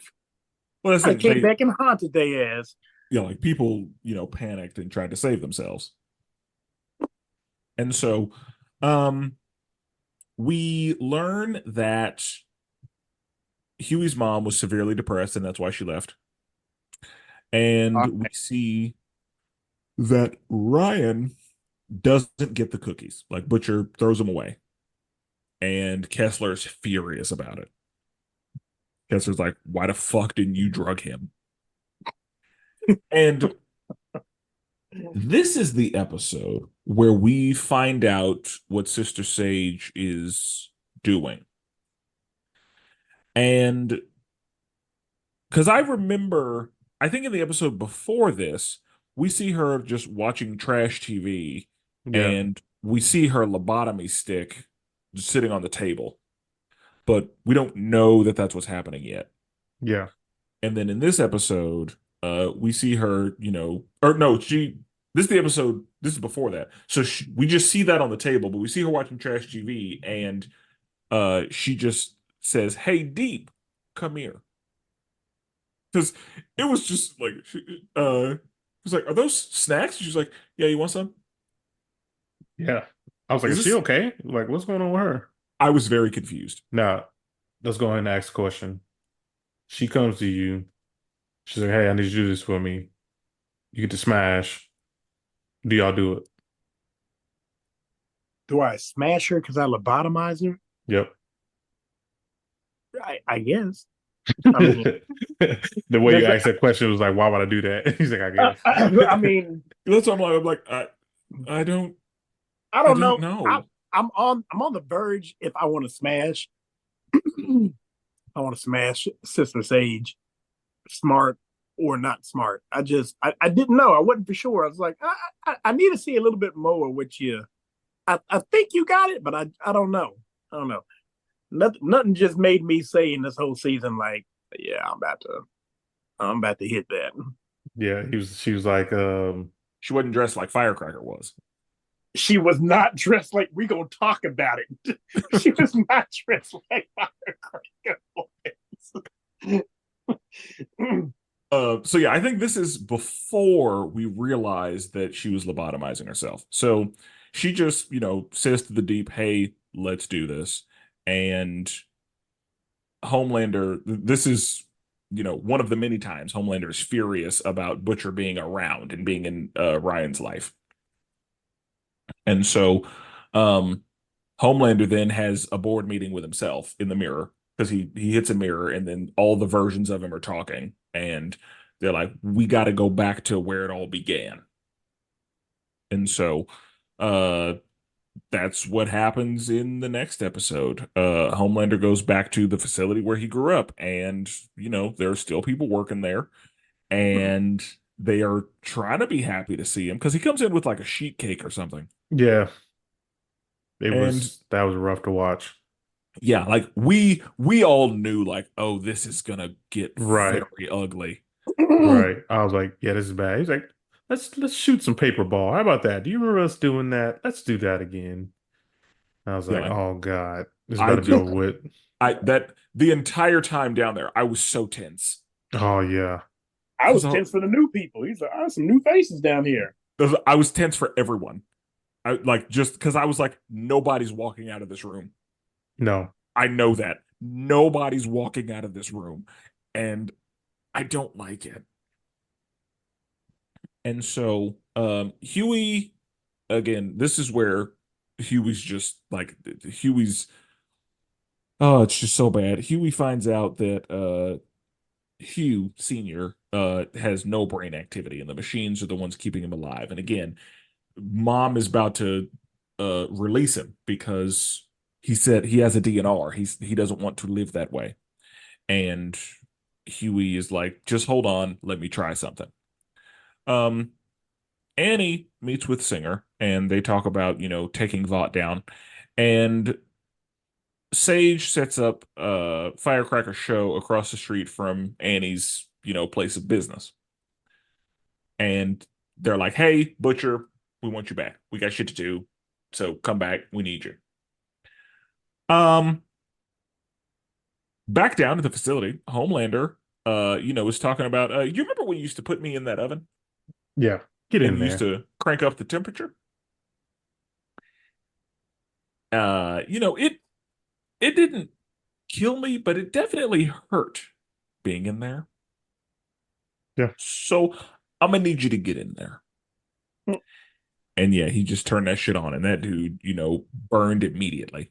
And then what they used to call him? Remember the guy? One guy said, "Yeah, you had the nickname for me. Was it Sparky? No, it wasn't Sparky. Squirt. Squirt. That's what it was. Squirt. That happened later. Yeah. He was like, I need you to go ahead and do it in front of everybody. I was like, oh, having little problems there, huh? Having That problems. shit, boy. That boy. Yeah, that was. Oh That God, boy yeah, that couldn't was. get it up, boy. I was like, Yeah, that was rough. And that's the thing. I felt bad for him, but I felt bad for all the other employees. Bro, they just sitting there eating cake in the background, like, gotta watch this. Yeah, because Homelander said, and we're all gonna laugh at him. Yeah. I was like, that's wild. And then he just straight lasered them. Mm. Like, straight through. And you know what the problem is? You felt all that too. Mhm. That's the issue. It's like that wasn't an insta kill. He probably didn't even die. You just felt it. No, he was still alive That's what I'm because saying. Like you just feel it. So let's talk about his heat vision. It's heat vision. When you heat vision through somebody, just like how in Star Wars a lightsaber cauterizes the wound, your heat vision should cauterize the wound. So there is way too much blood for heat vision to be doing that. That's a good point too. In my mind, I was like, no, I mean, that would hurt. You feel it, but you're bleeding out like that, and you shouldn't be because It burned. It's cauterized. You okay? I Yeah. mean, it's gonna hurt, but you're not gonna bleed out. No, Yeah. no. Also, I think that I don't know if it was in this episode, but there was an episode, speaking of lasering people. I think it was in the last episode. Homelander said to somebody like, "Hey, we promise. Just be Oh, honest." the one girl. Yeah, Yeah. Yeah. making the phone calls to Starlight, and then he Yeah. said, "No." All right, that was gold. Nigga, no, it wasn't. I don't even know what happened. All she said is she made some phone calls. I mean, I dealt with it. Jesus Christ, dude. Yeah, because Sage was like, "Hey, we promise you're not going to be hurt as long as you tell us the truth." And yeah, like he lasered her so quick. We That's promise. Wink, wink. Yeah. that's why nobody tells him the truth and stuff, and they be lying to him because nigga, you gonna kill me, so I might as well not tell you. Right. Correct. Like if that's what's going to happen to me, I'm gonna tell you whatever you need to know. But then another thing is like, even if you lie to him, he can hear your heartbeat.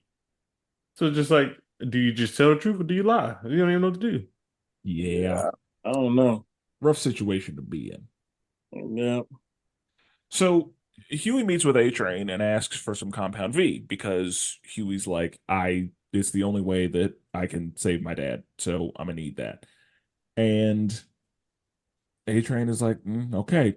So then we see that Huey and Kimiko get attacked by Weapon X, and they, were able to fight their way out of it. Kimiko's able to get a lot done because she's too much. And we see that Butcher and Mother's Milk try to blackmail Firecracker and it just fails. Like she's like, all right, not worried about it at all. And so Firecracker tells the story of Starlight blinding a lady in her first save because again she's got a vendetta against Starlight. And luckily A Train is able to get the V. And when A Train arrives, he notices that Ashley's in there, just pooping in his toilet. Bro, that is wild to do. Cause freaking Homelander gonna figure out that was you. That is wild to do to somebody. Yeah, yeah, to just poop in the toilet and just leave it there. He's like, you left a floater? Yeah, I was like, that's funny, but all right, because like, yeah, like I'm Ashley. That's like Ashley really can't do a lot, Bro, and so she's I'm sick. yeah, I'm sure that in her mind that was satisfying because that's the best she's gonna be able to I would do. have pooped in his bed. That's what it should have did. Right on his bed, right on his pillow. Yeah, giving him some pink eye. mm, So Homelander lasers that guy, and then the director lady shows up and she's like, "Can you please put him out of his misery?" And that's when Homelander just steps on his head. Oof, that was rough. And I was like, "Oh, I heard it. yeah. Yeah, that was rough. Oh, the sound design. Oh God." Now there should be a lot of blood. Yes, now there should be blood and pieces and all that. So, they send Frenchie in to search Firecracker's trailer. And Firecracker reveals to the world that Annie had an abortion because I think Sage is like, here's a little piece of information that will be the finale for your live show. And Sage knows exactly how this is going to end. And so she tells about Annie's abortion, and Annie's like, "Are those my fucking medical records?" Like, Annie's not okay. And so as should be. Annie went over there and put the motherfucking paws on her. Put the paws on the Put hands. the paws on her. And You that's how lost your hot damn mind. yeah, that's how because yeah, you got me fucked up. My medical records? All right. I'm gonna have to put these fucking hands on you. That's what it's gonna have to be. Yeah, she beat the brakes off her. She did. And she earned it.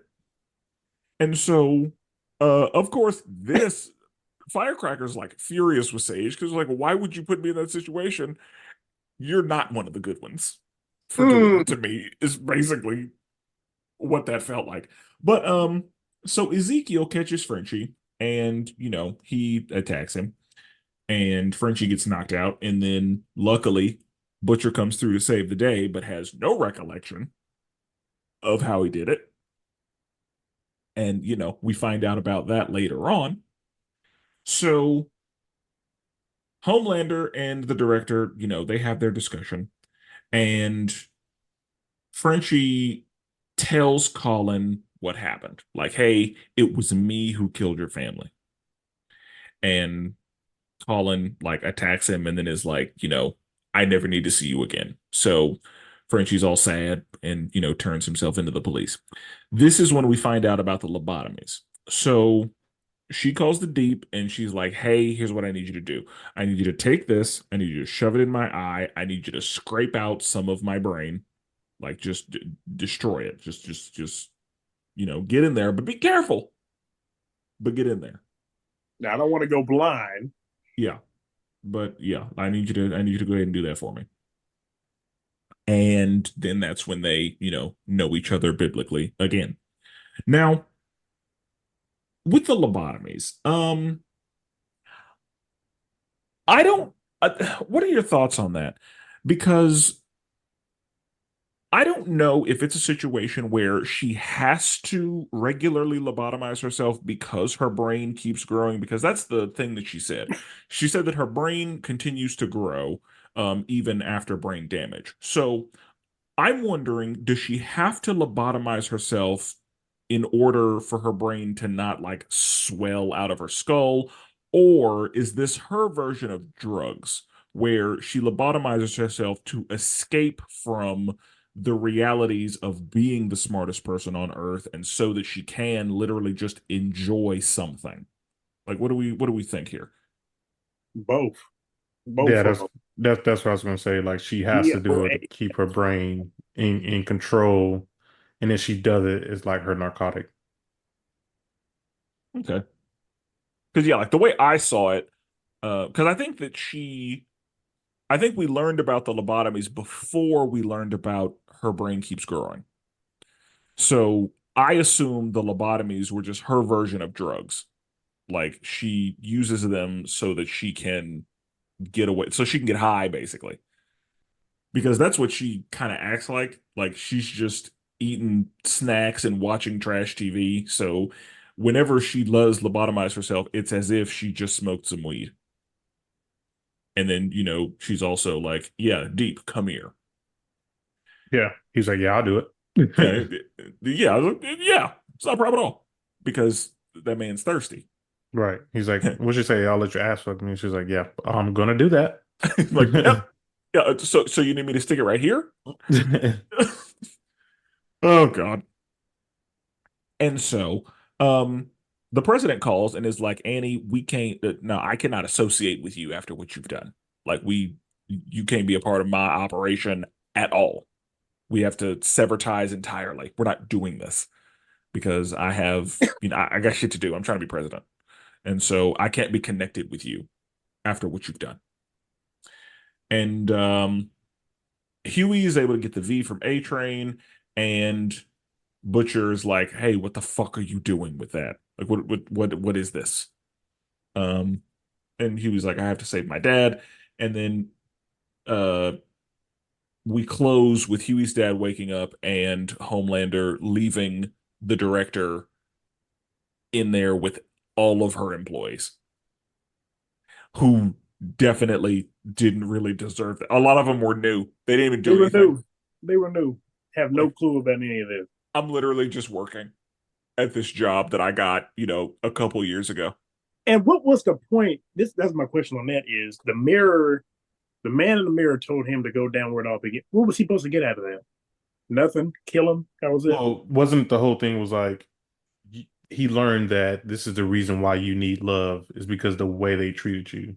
And now you need to see that you don't need the love of basically humans, like normal people. You're above that. Yep. Because remember, he started to the lady at the end. She was like she was basically telling him like, you need love. That's what you need. And so now he's like, no, I don't need it. I'm gonna kill everybody here. But leave you here. Yeah, Like, yeah, because she you treated gonna be him here. kind of nice, I guess. Yeah. Even though she felt pretty cold. Oh yeah, she was not afraid of him. She's like, "Stop it, Yeah. stop it, leave these people alone." It's not, they didn't do anything. Put him out of his misery. Let's go in here and talk. Like, yeah. And those are some of my favorite people, the people that are just unbothered by him. Like Stan, Oh, I Dan Edgar. fuck with Oh Stan. yes, and that one white dude from the season one, I guess the original titty woman, Yeah. and this, yeah, oh yeah, yeah, yeah. they weren't scared. I mean, they all died. I guess they Yeah. they Stillwell. just said it is what it is. Yeah. Stillwell wasn't afraid of him, even though she kind of like she was manipulating him, kind of. But yeah, Stan truly had no fear in his heart. Still don't. Yeah, like Still Stan's don't. yeah, Stan don't give a fuck. Stan, because I remember when Stan was like, "Oh, you seem to think that this is a superhero company. No, no, this is a pharmaceutical company. Yeah, Our asset is not superheroes. Our asset is drugs. And you let the FDA know about Compound V, and I'm pissed off about it." And Homelander was pretty much like, "I don't like your tone." And Stan was like, "I don't give a fuck what you like." yeah. Now sit down and shut up. Yeah. And I was like, Stan is too much. It's too much. Stan, Yes. Stan what's your name? Stan's unbothered. Stan, Stan. So in the next episode, we have the V2 Expo, which is basically D23, because of course. Which is hilarious. Yeah. And this is the first time we see Sam and Kate again. And I see that Sam got two arms, and I'm like, what the fuck? How did y'all do that? Kate got two arms. Yeah. This is Yeah. Did I say Sam had two arms? You did, yeah. Okay. Kate had two arms. Yeah. So I'm like, how we do how you doing that? How you doing that? Doing that. But whatever. So Huey's dad is awake, and it's because Huey's mom gave him the compound V. And she was like, "That's what I was supposed to do. That's why you got it, right?" And he was like, "Well, I hadn't made any decisions yet, but I mean, yes." I was so confused on how he got the compound V. I was like, who gave it to him? And then it's kind of found out like it was the mom. And that's what I But figured happened. Like I figured she was the one who gave it to him. but he got some crazy powers. I felt bad for him, boy. I mean, yeah.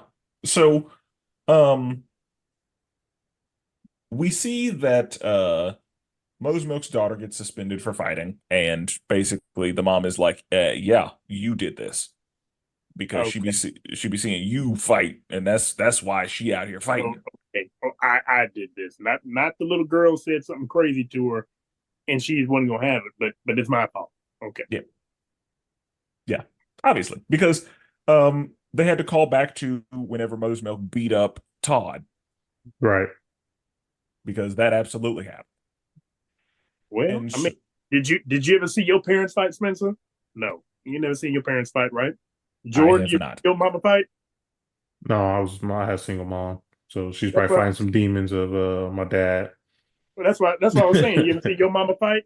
So if somebody at school would have said something crazy to you and you ain't never seen your mama or your parents fight and you fought them, was it because fighting must go on? No, he said something crazy and I can't just let that shit slide. But it was also, wasn't it something about Homelander or something? Or it was something about superheroes, right? Yeah, it was something crazy like that, and it was because she knew better. Yeah. So I think it was something like, Homelander is great, or I think it was one of those. Like it was somebody who loved Homelander, and she Right. was like, "No, he's a terrible person," or something. Like Homelander is the reason Todd's dead, and Homelander's the reason my dad isn't home, and maybe it was some of that. But Butcher tells the boys, "Hey, there's a virus that can potentially kill Soups." Problem is, Newman is the one who has it. So, like, yeah. So they decide, oh, well, let's go get Stan. Stan can get it. So we'll just make a deal with Stan. If Stan can get us the virus from Newman, then he will be free. And Stan is like, "You want me to betray my daughter? Cool. Where we going? Right.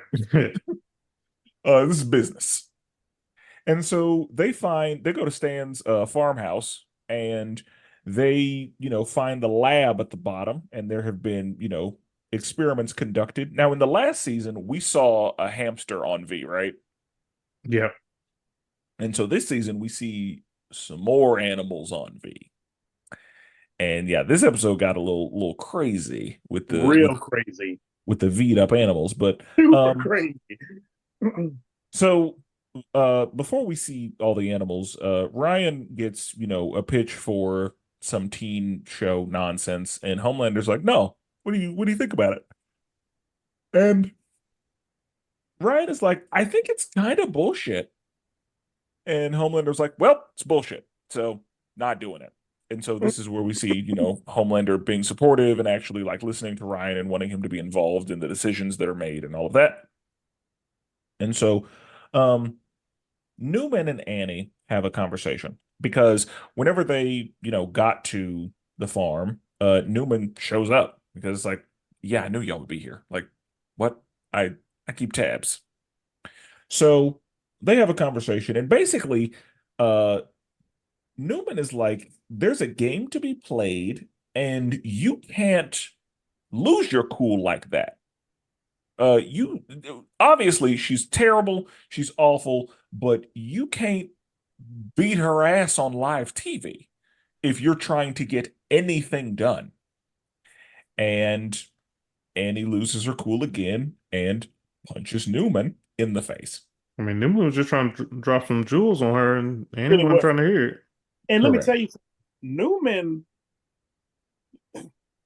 ain't the one to fuck with either. Correct. We know We learned that. Newman has some shit that can end everybody right now. Everybody. Right now. Like, she is a blood witch, and you don't want those problems.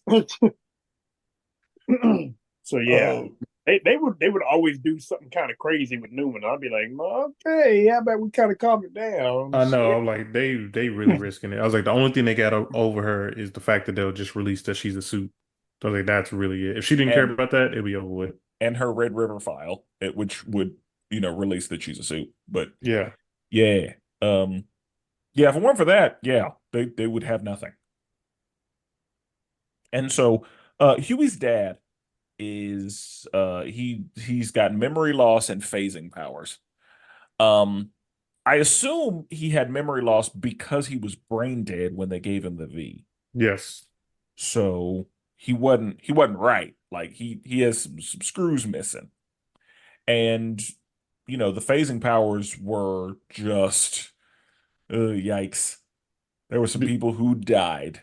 Dude, that one dude, he just was like laying in the bed talking to the other nurse, and then his dad just like walked in, like spin around him. I was like, that is savage. Yeah. Yeah, it was tough. Yeah. Watching that episode made me think of Reverse Flash, Spencer, and how Reverse Flash would always threaten people and say, "If I stop moving, it's not going to be good. Yep. So you better shut up and listen to what I gotta say and do what I'm telling you." Yeah, because I'm here. Yeah. And we see that used a couple times. It's usually Reverse Flash saying like, "If I stop moving my hand, it's gonna be over." And so, yeah, over at the farm, we see some sheep, and these sheep are ready for some meat. We're gonna start with the chickens because first of all, we in the barn and I'm shooting chickens with 9mm, and chickens aren't dying. What have y'all done to these animals? I know a chicken is very weak. Yeah. The fact that most people can just crack a chicken's neck, and you're telling me my gun isn't working? I was like, "Oh, that's a problem right there." Like I told Dad, I said they need to get out of there because of chickens. Ain't no telling what else is on this farm. And then we run into the sheep. Yeah, I was like, because something bigger is gonna come up, and it's not going to be good. Let it Because been I a guess was, we, horse. I thought it I would be a guess, I horse. guess we run into the bull, and it was like, oh no, not a bull. This thing been drinking from the water source too. What he got? Oh man, yeah. I thought it was going to be pigs. I thought they were going to do a pigs fly joke. Oh, that's a missed opportunity. You're right. Yeah. So yeah, I thought it was going to be pigs. But yeah, it was sheep, and it was ugly. It was real ugly. Yeah. Yeah, Um. somebody didn't make it. One of them girls got. Yeah. One of the background characters, you know. Yeah. That's how it has to be. We got to see somebody get got. And so they're able to locate Samir, and Samir's like, "Hey, I got one dose of virus," and they have to give it to the sheep in order for them not to die. So they inject it into an animal, throw it out there, let the sheep eat it, and then yeah, the sheep all get infected. And so then Samir comes up missing, like nowhere to be found. And so now that there's no virus, they're like, Stan, you're going back to prison. Stan is like, what do you mean? We had a deal. It's like, yeah, there's no virus, so there's no deal. Is the deal was you get us the virus and you go home. You didn't get us the virus, so you got to go back to prison. And Homelander announces to the Seven, like, hey, we're not doing that celebrity bullshit anymore. We are going to be gods to these people. And I think that's what that's a part of what he needed to go learn back home. Because one of the things that Homelander says in this episode is, it's he compares what he's going through to he says it's like slavery, but it's worse. Well, I ain't gonna lie, I laughed a little bit when he said that. I did I ain't too. even gonna lie. That wasn't the best line in this episode. The best line in this episode to me is when um Firecracker was like, "You think I'm white? You think I'm poor white trash, don't you?" And Sage was like, "I don't think you're poor." Yeah, that's pretty good. I was like, "That's hilarious." Um, so yeah, that was one of the best lines in that episode to me. Um, so Ashley is pissed off at Cameron Cole because he basically said, "Hey, you're not the CEO anymore, so you don't have the power I need you to have." And so she frames him as the mole, and he dies. It is not good. Yeah. And of course, she feels guilty about it. Frenchie turns himself in to the police, and Huey, after his dad explains, like, I didn't have you as power of attorney because of this shit right here. Like, this right here is exactly why you were not power of attorney. Because you would, I didn't want to end up like the pet that we had that you tried to keep alive for all this time. And Huey, you're a wonderful and kind person. Your mother's not. That's why she's my power of attorney. Because she will pull the plug. And that's what I needed. And so Huey is able to, peacefully let his dad go. And again, Huey, yeah, this isn't even the worst I feel for Huey, but I feel really bad for Huey at this point. Yeah. They put Huey through it in this season. Dude, that next episode, I tell you, I gotta tell you the story on the next episode. Okay. So this is the end of this episode is when we find out that Butcher cut off Samir's leg and is like, and you're gonna make me some more virus.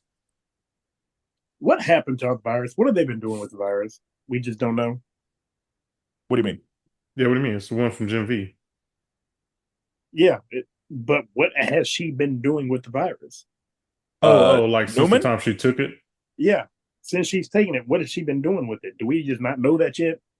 Yeah, I I don't think know I think she's just had it. like to keep it from going out, maybe. Yeah, like because I guess the I assume this version of they were planning to kill Homelander, uh, or I don't know if that was her plan, but I think that they were making the virus to of course deal with the soup problem, but I think that she may have had it so that if she ever needed leverage against Homelander, she would have it because she can't pop his head as far as she knows. And we'll talk about that a little bit later. So I assume she was just holding on to it because at the end of the day, like it could kill her and her daughter as well. So I think she just had it and was Okay. making sure that it stayed in safe hands. Okay. But so we see that Butcher's like, "Hey, Samir, I'm gonna need you to cook up some more virus. That's what we're gonna do, and you don't have a lot of time to do it. So hop to it. Is what we're doing." So A-Train tells Mother's Milk about the Cameron Cole situation, and the boys need to infiltrate Tech Knight's party because that's where all of the high rollers are gonna be. And so they go to Webweaver's house, and of course, MM can't leave the season without getting something on him. Yeah, so this was the start of my story. Okay. This episode, I was watching on a plane. Like, first time I ever watched it. So the whole MM thing and web everything popped up. I was like, oh, shoot, the dude next to me. Let me make sure you don't see my phone. I'm already kind of hiding it a little bit. Everything with Huey, when I tell you I was embarrassed to watch this show, I was like, I hope this person next to me does not look at my phone because I'm sure it looked crazy right now with everything that's going on with you. Mind you, this episode was also pretty funny. I will say it was pretty funny this episode. So I'm like laughing and stuff. So I got my phone like this. Like I turned my brightness all the way down. I was like trying not to make sure that dude seen me looking at this. So I'm like, I don't know how I'm explaining it. If he asked me like, bro, what are you doing? Like, you watching porn right now? Like, no, bro, it's a show. You got to follow it. It's a good story. I'm like, yeah, I was embarrassed to watch this show on the plane. Yeah, that's rough. Um, and yeah, that's because yeah, Webweaver was like naked in there because MM had to inject him. And yeah, he was, a drug addict. And yeah, it was just ugh. So they steal a suit and Huey got to wear it. And Huey's like, this thing smells terrible. This shit smell like ass. Yeah, like and that's the Huey's dedicated to the cause because absolutely not. And Huey needs the distraction because he just lost his dad. Yeah, this is And too much distraction. yeah, so Huey's like, let me get back to work because I need to take my mind off of it. And I'm sure that did the trick. Yeah, for real. And so they're at the party and Huey's taken down to the tech cave. Now, one of the things that happens, Tech Knight is just kind of going over his family history. And he mentions the prison system and then mentions like, and we started my family, we started as slave catchers. He was like, I bet you we would have a tough time trying to catch you, huh? I was like, oh, That was crazy to me. yes. And I would have killed him. A Train keeping his shit together was impressive. Yeah, because I would have killed him saying that bullshit to me. Because yeah, we know that A Train is killed. Like that dude, that A Train drug on the concrete. Yeah, I was Blue like, Marv. I don't know what that nigga's name I was. was like, Blue something. yeah, I was like, Tech Knight about to be next. Yeah, because I would have got your ass saying some shit like that to me. You must lost your mind. And then when I saw that his butler was black, I was like, God damn it. He's got a black British Alfred in Yeah. this thing. But I knew it would like I was like, I'm not surprised. And I hope his sidekick ain't black. Because In the comics, his sidekick was white, I will say. well, everybody was white in the comics. Yeah, well, that's true. That's true too. Said A-Train, but yeah, that's Yeah, true. like everybody was a white dude. Like there were they had to do some swaps in here. Like only black A-Train- person was Mother's Milk in the A comic Train book. was white too. Yeah, Oh, okay. I didn't know that. Yeah, like Black Noir was a clone of Homelander, so he was like everybody was a white man except for Mother's Milk and Kimiko and Starlight. What was Starlight? She was the same, like she was a white girl. Oh, But I'm saying like Newman was a white dude, Mallory was a white dude, Oh, wow. Stillwell was a white dude, A Train was a white dude. Yeah, so They had to, bring in a little variety. Hmm, And okay. um, so yeah, he says to A Train, "Yeah, we would have caught you." Okay. I chuckled a little bit. I'm not even gonna lie. I was like, that's savage. Yeah, like that again, that to me was wild. I was like, "Oh, so we're just heavy-handed with it today." Okay. Um, and it was the fact that he had a tech cave. I was like, "Oh, so we are disrespecting Yeah, man. everybody." Batman, straight up. Yeah. Everybody getting disrespected. Whatever. That's how it's got to be. Everybody got to catch some. Because I thought Black Noir was covering that. Nope. Nope. They made Tech Knight a detective and they gave him a mansion and a cave where some shit was going down. They gave him a butler, and I was like, okay, all right, that's fine. That's got to be.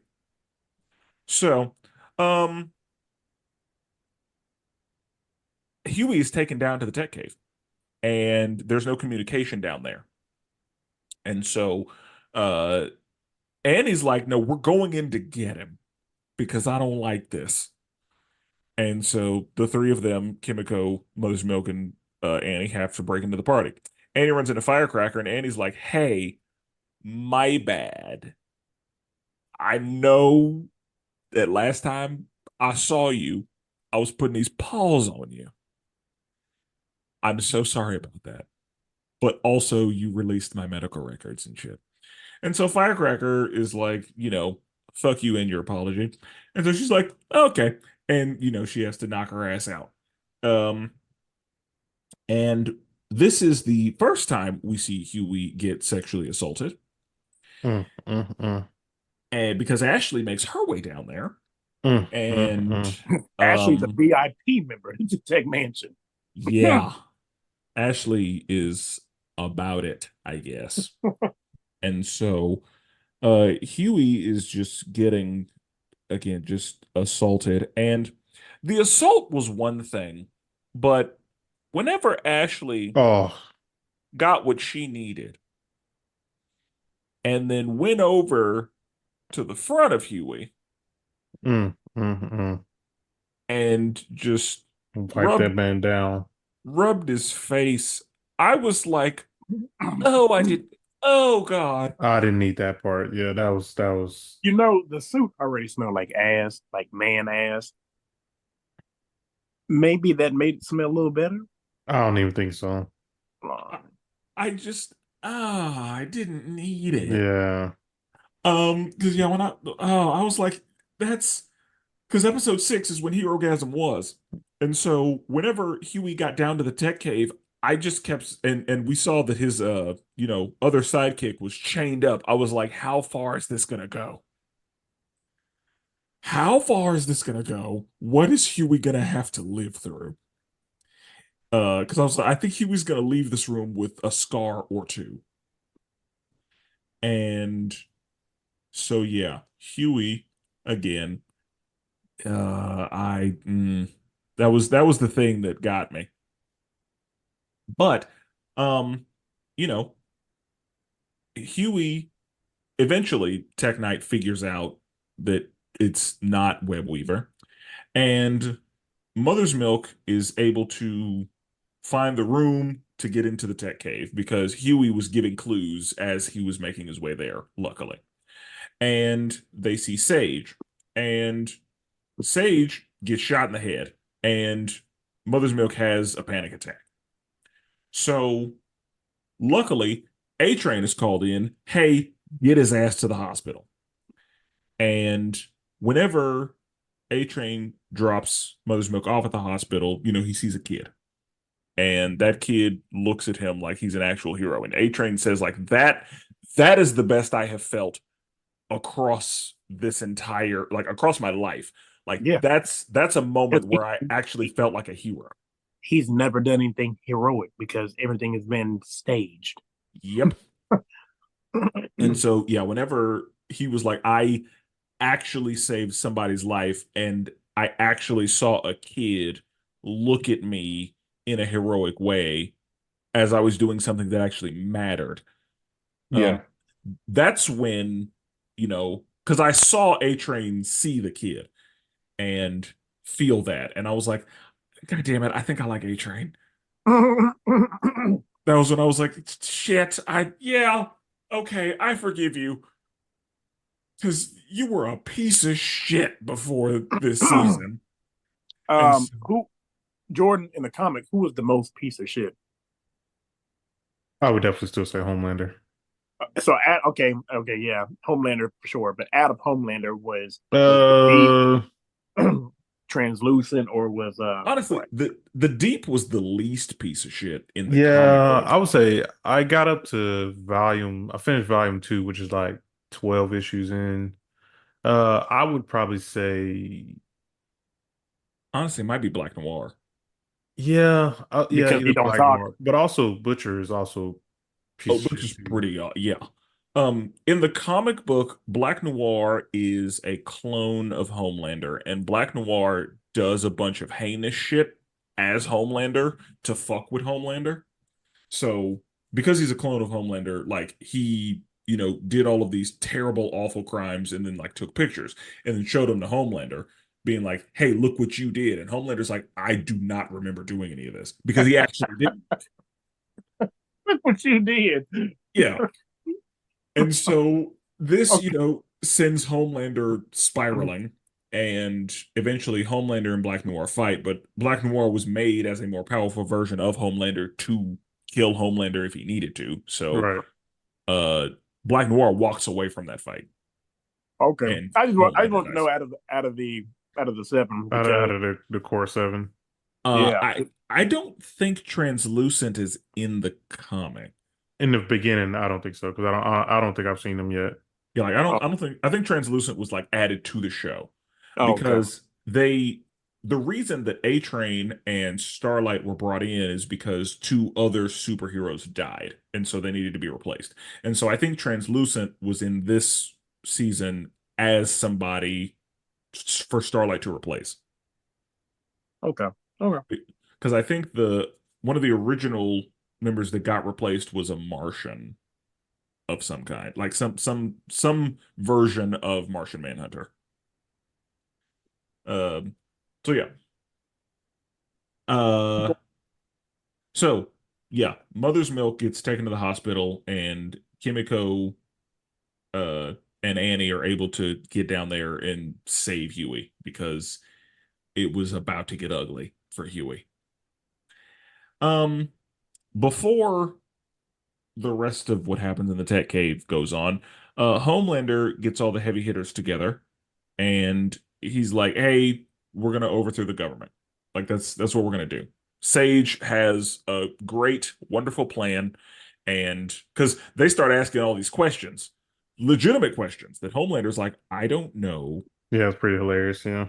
I don't know how to answer these questions." Sage, would you like to speak to the plan? And because she's been shot in the head, she's fucking useless. And so Newman comes in and is like, I'm going to handle it. And yeah, she came and saved the day. She got everybody on board.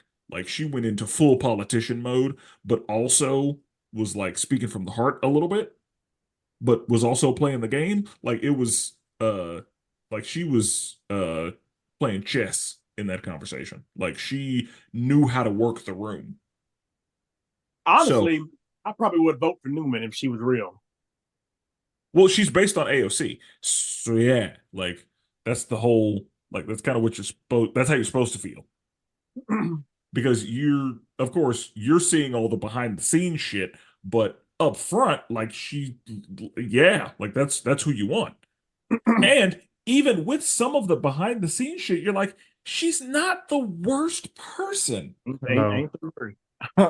Like compared to who we have seen, like I think I think I actually would, because especially when Huey was working for her, um, and like way before, like when we really didn't know she was the head popper, it was like, oh yeah, like that's what you need. Yeah. So, um, yeah, so the sidekick is able to escape, and they assume that the sidekick is going to attack them. He's like, "Oh, whoa, whoa, whoa, whoa! We are on the same team." So Fuck that motherfucker. so Tech Knight is like tied up, and they're like, how do you torture somebody who loves pain? Like this Oh, doesn't. this one had me cracking up too. Yeah, this was great. So he opens up all of his financials, and they're like, oh, let's send a couple $1 million to Black Lives Matter. Yeah, that's when he said that. He was like, no, no. No. It was so good. Oh yeah, I was cracking up with that one. Yeah, that was hilarious. And so he gives them the information that they need. They're like, they were going to use my prisons to do internment camps for people. And it's like, oh, that's big shit. Um, cool, good to know. And so then the butler comes through and is like, this is only going to get worse. So I have to finish this. I have to kill him.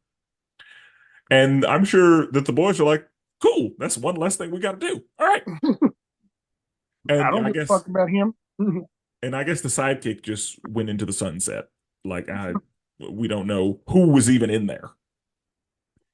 So uh Firecracker lets Homelander know, like, hey, uh the boys were at the party. And so they're like, okay, that means the mole hasn't been caught. That means the mole wasn't Cameron. And she then is like, Homelander, I will do anything for you. And Homelander was like, anything? Anything. And so I think that this might be another example of X-ray vision, because whenever she starts lactating, it looks like Homelander X-ray visions her and then says, you're not pregnant. Yeah. So yeah, he has X-ray vision. Huey should be dead then. That's cool. Huey should be dead. Or they were led deaths. Which ain't nobody got that.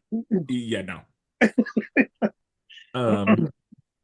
So yeah, she starts spewing milk everywhere, and he's like, how? She's like, I found this experimental medication because I need to be the number one. And he folds immediately. He folds immediately. So going to her real quick. Now you asked about Sister Sage, Jordan, but this whole season, I don't give a fuck about Firecracker, but my God, They hooked her up with that. Firecracker had a nice little shape on her. I mean, that's what happens. You get a little bit of extra help from medicine. You know, it hooked up a little bit. Hey, she had a nice little shape on. I mean, the booty and everything. You know, the waist was nice. I was like, okay, Firecracker, I'll see you. I'll see you, girl. Except she would have called you a nigga real fast. Yeah. Or she would have called you one of the good ones. You're a good nigger. You're a good nigger. Well, give me that black dick, nigger. Okay, doing too much. Okay. Oh God. So Huey admits to Starlight that he's not okay, and I'm like, yeah, Huey, you were just ripped. You're not okay. Yeah, man, my guy. I mean, yeah, you're not okay. Yeah, like your dad died, but also you just went through some trauma. It was traumatic enough, I'm sure, being in that suit. Yeah, like what you had to go through with Tech Knight. Yeah, you're not okay. And so Samir says to Butcher, like, hey, I would have to make this virus incredibly lethal to kill Homelander, and that means also potentially killing Victoria and my daughter, and I ain't trying to do that. And Butcher is, trying to work this out in his own head, because Joe is like, hey, we don't give a fuck. Do it. We need it to be super lethal. Get rid of all of them. And Becca's like, what about Ryan? Ryan is one of them. And so are some of your boys. And then Joe's like, bitch, would you shut the fuck up? Bro, Butcher's like, gas for air. Butcher was shook. That shit was funny, boy. Butcher was you could see her? He was like, you can hear her? And he was like, yeah. Cat's out of the bag. Cat's out of the bag. I'm a figment of your imagination. And then he starts like reliving through all of his time with Kessler. And yeah, just pouring That on was the the best one. that was the best one. Pouring Easily. that on the table. Like nobody saw him in here pouring his drink. Yeah. That was my thought. It's like, how did nobody like I'm sure somebody was like, what the I gotta clean this up. Yeah. So that was the true surprise. Because there was another surprise that I was like, not as surprising as Kessler. But yeah, real Kessler's dead. So now we're in the Vought Christmas special. And the way to get, feelings about stuff is through the children. And so Ryan is like, I don't really like this. And so Firecracker and Homelander go to Sage and they're like, hey, the mole is still out there. What the fuck is going on? And she's basically like, hey, just stick with the plan. Everything's going the way it needs to. And she's like, I've had a terrible day. Deep, you up? Because, they have their thing going on. And Annie has a very difficult conversation with her mom. And Butcher returns to the boys and tells them, hey, I have Samir. He's alive. And then Huey's like, we're pretty sure he was dead because all we found was his leg. And then he was like, you cut off his leg? Yep. That's how it had to be. And so yeah, he's cooking up a virus. That's what we're doing right now. Also, P.S. Frenchie's back. And Kimiko was like furious, which she should be, honestly, because we kept seeing her just refuse to be seen. And that's one thing that I like that this season did because Frenchie was a chemist. Frenchie be in the lab. Yeah, you do. And we get to see him back in the lab. And I really like that. We got to get Frenchie back to his roots. So I really appreciated that. And so Mother's Milk is like, hey, this shit has me in a bad way. I can't do this. So I'm gonna have to give leadership back to Butcher because it cannot be me. I have to get out of here. And so oh he's buying plane tickets. He's like, yeah, I'm gonna have to get out of here. And A Train stops by and he's like, oh, so you're just gonna leave? That's what you're gonna do? Let's not don't do that. It's not time to leave. We still have shit to do. And also Ashley is starting to lose it, and A Train is like, hey, keep it together. Because again, there's still shit to do. And so they're trying to figure out who the shooter for this January 6th thing is going to be because they find out, there's an assassination attempt. And they find out that it's a shapeshifter. And the way that this shapeshifter shapeshifted, boy, It was the best shapeshifting I've ever seen. it was really good. For the audience, I don't know if anybody has ever watched The Howling back in the day. It's like a 1980, maybe a 1970 werewolf movie. And the way that Eddie transformed into the werewolf was very iconic because I feel like they was like, nah, this when you look at it, it's like, yeah, we take after that because for 70s special effects and everything, it was like that. And it was disturbing. And I mean this one, of course, is 2024, so it was better. But yeah, that's how Shapeshifter would do it. Yeah, like just ripping skin off. Because at first, I was like, what the fuck is going on? Like, whenever they hadn't like changed yet, but they, saw the old lady and then like did some shit and then started ripping off skin. I was like, I didn't understand what was happening I until didn't either. they were the old lady, and I was like, oh, Mhm. oh, that's good. Okay. I like it because yeah, that was Yeah, I think that was a very good utilization, and it was very The Boys appropriate.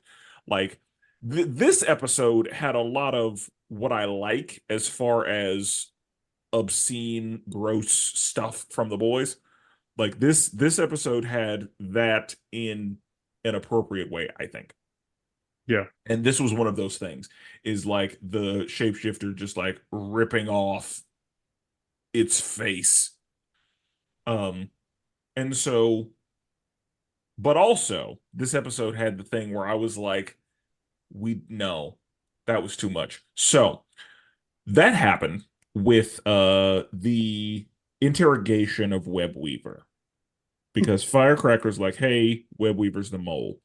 And so whenever Web Weaver like nervously shat out some webs initially, I was like, okay, I understand.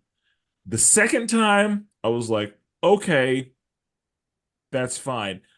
But it kept happening and it kept going.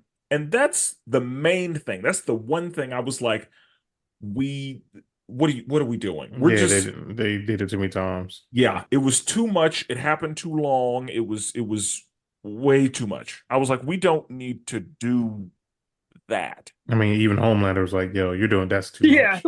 he was uncomfortable. He was like, ugh. Yeah. Like and maybe that was the point. Like it was supposed to be uncomfortable for everyone involved. But I was like, that was excessive. We didn't need to do that. Like I didn't like it. And that was one of those where it felt like, okay, you're just going over the top for the sake of going over the top. Yeah. Because that's what it Then feels. mix the blood in with it too. Yeah, like that's what it feels like the comic book was. The comic book was just obscene for the sake of being obscene. And this was like, oh, you just like, what's the worst thing we can do? And it was this. And so I it was bad, and it was too much. I didn't like it. And then whenever Homelander rips him in half, I was like, oh God, yeah, that's probably Homelander couldn't wait to do that, I'm sure. Yeah, But that's whenever Firecracker found out, oh shit, this Yeah, Firecracker, motherfucker, that's when she realized, like, oh, this dude is unhinged. yeah, what have I gotten myself into? Is where she was starting to lean. And so Kimiko and Frenchie have their heart to heart, and the Deep goes and talks to Ambrosia. And she's like, I know about your little trysts with Sage. And I'm like, how? I don't know how either. How do I you just know don't about know. that? You're in You a are closet in this you're little an you're an octopus in a tank. How? There's no way. Hey, did you read his texts? Like how? that scene lasted too long for me. The whole dying thing that lasted too long too. Because she kept like not being dead. Yeah, just kept doing that. That lasted too long for me. Uh, it was kind of funny to me. But yeah, I agree. Like there was at least one too many comebacks. Yeah, Like when Deadpool did it in Deadpool 2, it was funny. But yeah, in this, I was like, okay, we can be done with this. But so Huey visits with Newman and is like, hey, can we please just as humans like work this out? And she's like, nah, sorry, we got to play the game. Whenever Butcher and Annie arrive back at the house, that's when the Deep and Noir are there. So we can talk about the Deep and Black Noir, because when Black Noir started flying, I was like, what the fuck? well, even they I did. thought, Remember, he talked. He's like, "Wait, you can talk," and then he started flying. He's like, "You can fly?" The the funny, it was like, you can fly, you can talk. Yeah, Like that was him being like, wait, you talk? That was funny. But yeah, him flying, I was like, oh, so this dude is a problem. yeah. I I mean, thought he remember he was said he could. I thought he was a regular dude. That they just a regular human in a black noir suit. I didn't know he was a super this whole time. No, remember he was like he can fly. He told them before he can fly, so he was auditioning for some other role at some other team. He's like, they won't even let me fly. And then yeah, we finally got to see him fly. I missed that. I knew he was a soup because in the first episode, they had to beat up the martyrs, like they had to kill him. And like I think he was the first one to swing that bat, and that dude died immediately. And so I was like, "Yep, he's super." Yeah. But Yeah. this is the scene where, again, I was like, okay, killing a soup is an issue because we know that the soups are, strong and whatnot, but like it's really hard to take the deep seriously Until we start punching. until he start like it, but this is the scene where I was like, oh shit, like he's formidable. Like he's kind of a problem. And then the whole And narcoleptic thing was hilarious. yeah, that was random as hell. And then we found out that the dude who really plays him is really narcoleptic in real life. Oh Exactly. yeah. It was just crazy. I'm like, wow, Because I okay. think that he mentioned his narcolepsy in an earlier episode. But yeah, it's not looking good. Like the boys are gonna die because that's what they were sent there to do. And luckily, Mother's Milk and A Train show up. So here come the niggas and they save the Here day. come the niggas. Uh, which yeah, great for them. And so Homelander finds out that A Train is the leak, and Sage, they were like, Sage, did you know? Because um, when A Train shows up to save them, the Deep is like, bro. Bro. Bro. Bro. Bro. So yeah, whenever Homelander finds out, he's like, Sage, did you know? And Sage was like, yes, I did know. And so she gets fired, and Samir finishes the virus and injects Kimiko with it, which was just a terrible idea. So this is one of the I enjoyed this scene because this was very The Boys to me. Like this was an appropriate level of gruesome in The Boys. So he has to cut off her leg. And I'm wondering, um, I, it just seems to me like I guess the soup strength and all that is inconsistent because as a human, should he have been able to saw off her leg as a soup? But a bullet can't do shit to somebody. Yeah, I don't know. But whatever. I tried to It's ignore it. yeah, I say it's fine, I guess. And so then they have a little puppet show, which is just straight up just nonsense. And Ryan is like, "No, stop. I hate this. Um, I can't." And then we see Butcher pass out at the bar, and then we see Huey get ripped. And then we see that because Annie, comes out in the Starlight outfit. And when that happened, that's when I was like, that's weird. I don't, that's out of character. That's very Well, I specifically out started of thinking, character. I was like, maybe she decided to don the suit again. I was like, maybe she turned a leaf. I was like, I'm gonna go back to the old me. I didn't think it was shapeshifter at that point. I thought it might be, just because I like that was very out of character. Like as pissed off as Starlight was that he kept the suit, I was like, yeah, that's weird. And so yeah, they did that, and then yeah, she got up and then showed us that she was a shapeshifter, and I was like, well, there's that. But again, nothing as surprising as Kessler being imaginary. So finally, last episode. It's January 6th, and Frenchie's working on the virus. And Samir is like, I'm not used to working in these conditions. And Frenchie was like, oh, this is just another Tuesday. Like this, I'm used to working in the slums and getting Yeah. shit done. So yeah, let's oh, he said that whenever, before Kimiko got stabbed. But yeah, like Frenchie again back in the lab doing chemistry, and I love it. And so, um, the shapeshifter is like, hey, Huey, let's get married. And so Huey's just out here living his best life with who he thinks is Starlight, getting ripped because why not?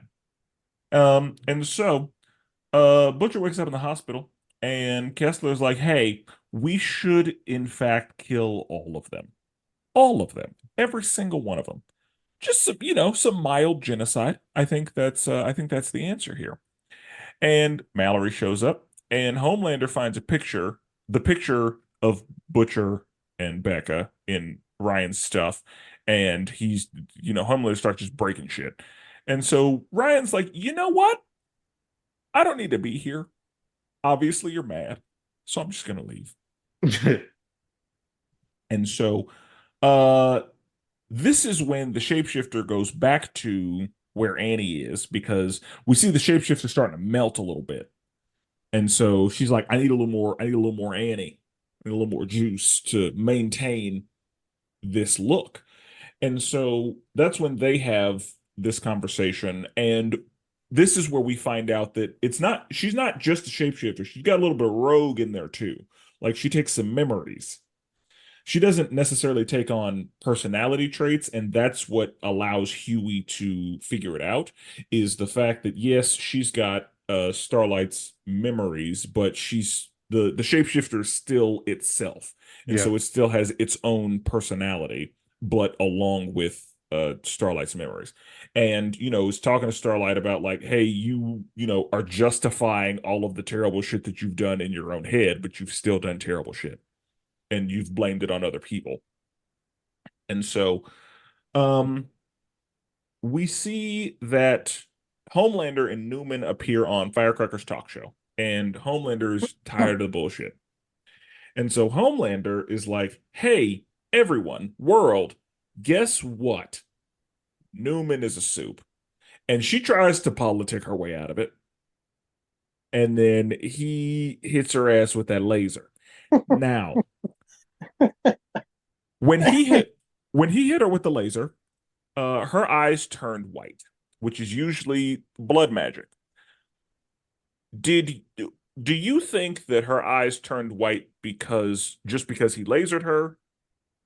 Because I think her eyes turned white because as soon as she got lasered, she tried to blow his head off and it didn't work. I think she took defense. Like it was like, oh, like it caught her by surprise. And it was like a little low level laser. So it wasn't enough to like, take her out.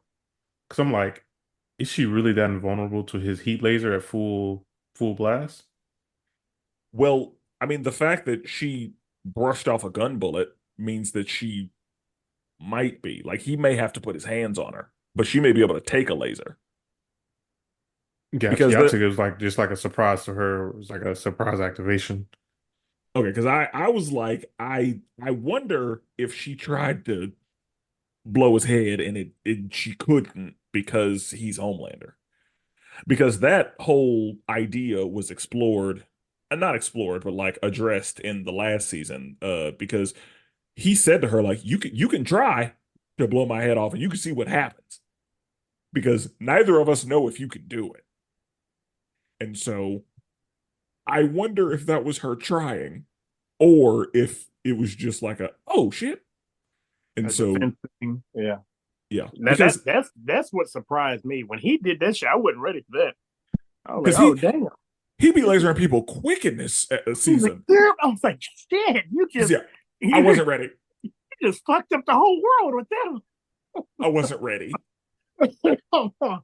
Because yeah, like I don't know if he can change the intensity of his lasers because every time he lasers a person, it goes straight through every time. Yeah. So yeah, I don't know. But yeah, he lasers her and yeah, nobody was ready for that.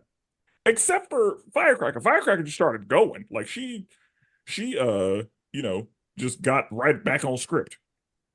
Yeah. And so Mother's Milk is like, Huey, everybody knows, so go ahead and leak it. And then Huey gets on the computer and is like, oh shit, everything is gone. It's all gone. We don't have any of the info that we had. And so Ryan goes to the hospital to visit Butcher, and Mallory's like, hey, um, here's the situation. And yeah, he wants to leave because Mallory's like, we're going to need you to defeat Homelander. And he's like, you want me to go against my dad? I don't want to do that. And it's like, you're gonna have to. He's a problem and it needs addressing. So you're gonna need to do that. And before that, Homelander's saying to everybody who's left in the seven, like, hey, anybody who has any dirt on us, we have to get rid of right now. Like today. And he says, Ashley, give me a list. So Ashley gets the list, and then the Deep is like, as far as people having dirt, shouldn't Ashley be at the top of that list? Yeah, that was kind of funny too. And they end up killing the wrong Ashley. That was also funny. Like, where's Ashley? Like, this is Ashley. It's like, God bro. damn it, that's the Bro. wrong Ashley. He's like, wait, what is Bro. Ashley's last name? Oh, that was funny. I'm glad that they were able to sprinkle humor into the murder. Yeah. And then she basically gave herself the compound V and got that big head, so we don't know what's gonna happen to her. That's Yeah. one of the But loose so was that a ends. wig, or did it work like that where she started losing No, everything? remember it was a wig. Remember she was Oh, already she losing did her have hair. okay, it was a wig because she was Yeah. so stressed out. Okay. Yep. Yeah. Because I think we had seen her pretty bald. Because I think that Homelander forced her to take her wig Yeah. off He's like, in the take the last wig season. off. No, I remember that now. I forgot about that. Yeah. Yeah. And so Homelander's like, yeah, we kill everybody. Newman gets sworn in as president. There will be riots. We will handle that as it arises. And so Ashley, yeah, that's when she goes and takes the V, and we just see her transforming. So we don't know what will end up happening with her. So the boys are down in the bunker with the president, and Huey eventually is like, oh shit. Oh, Annie's the shifter. one quick thing too. Fans of Supernatural, everyone knows Singer is Bobby on Supernatural, and he said his famous words on there. So he's playing golf. He's like, he called somebody, he's like, you damn idiot. He said it on Supernatural all the time. And then he said balls, like he would say it on Supernatural all the time.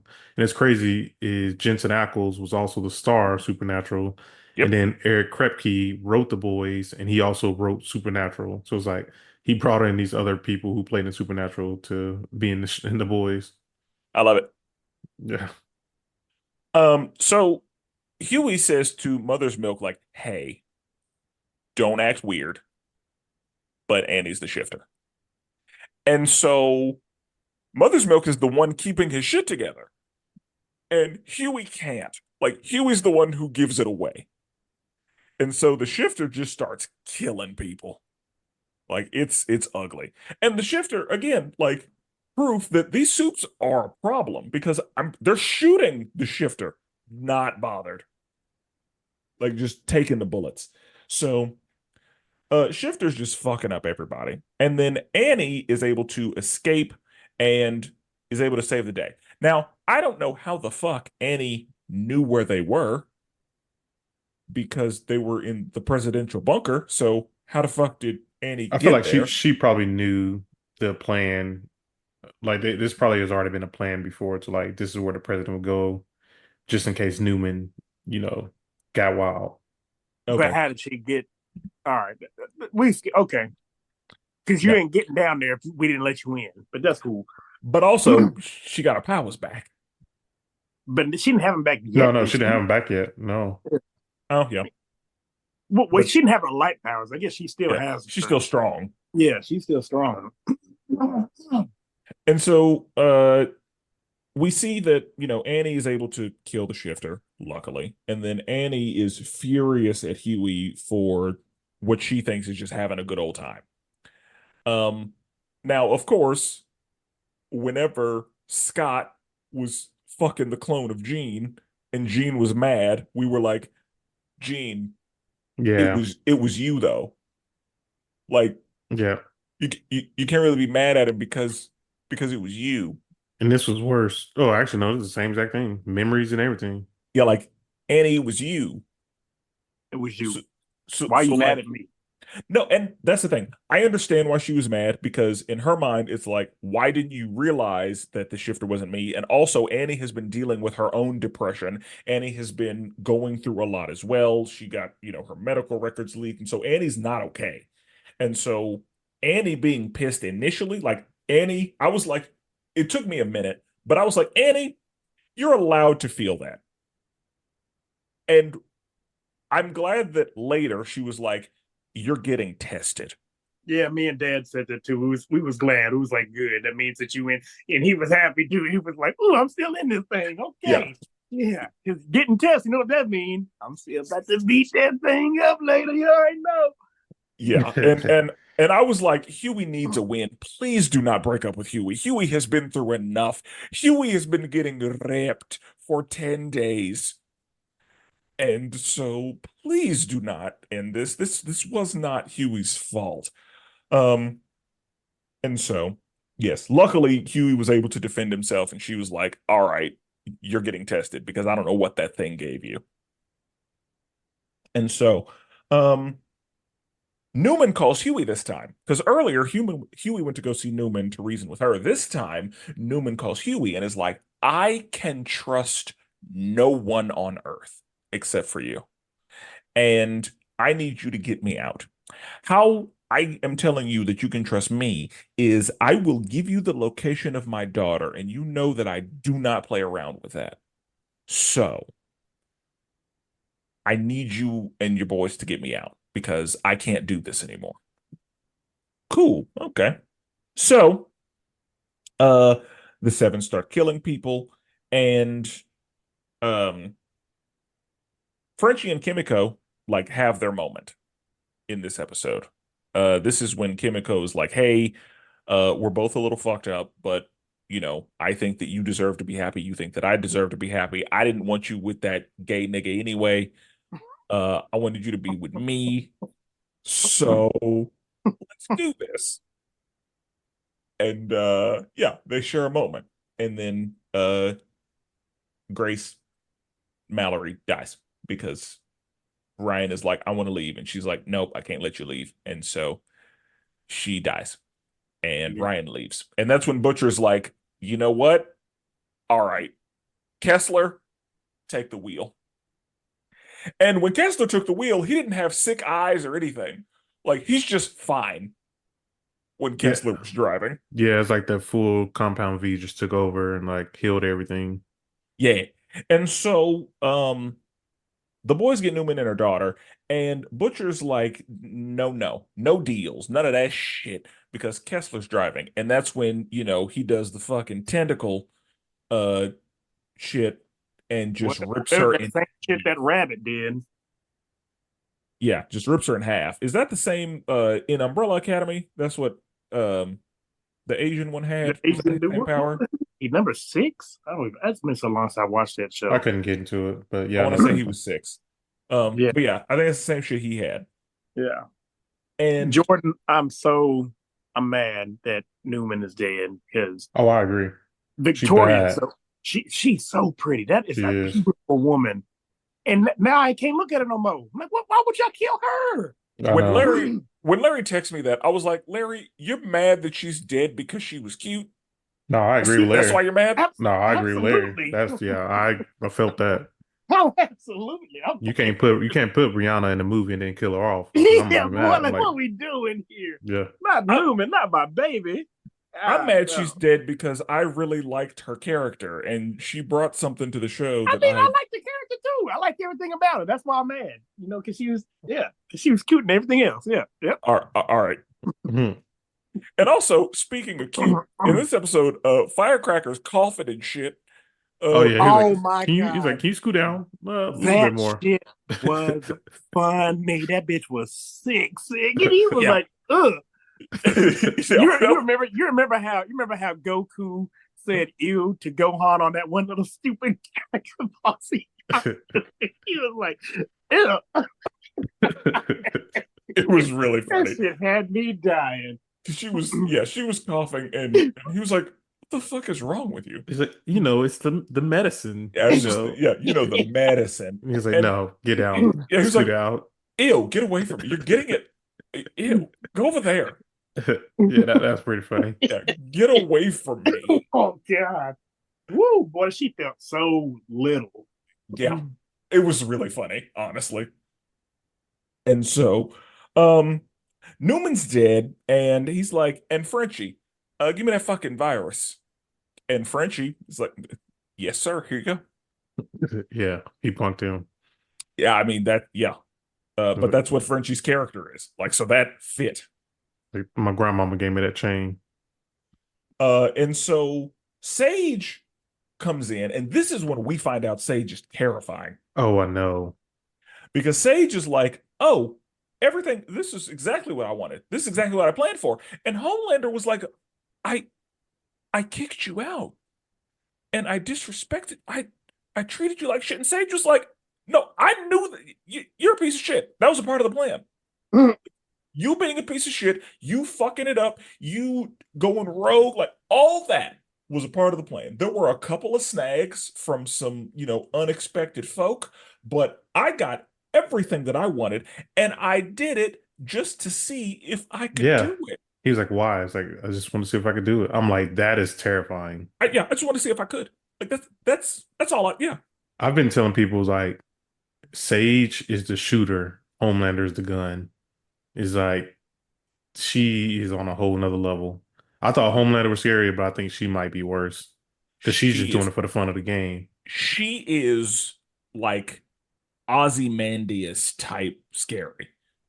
Like in Watchmen, Ozymandias basically created a scenario for humans to unite under like because of a specific threat, like an alien threat. And a lot of people had to die for that.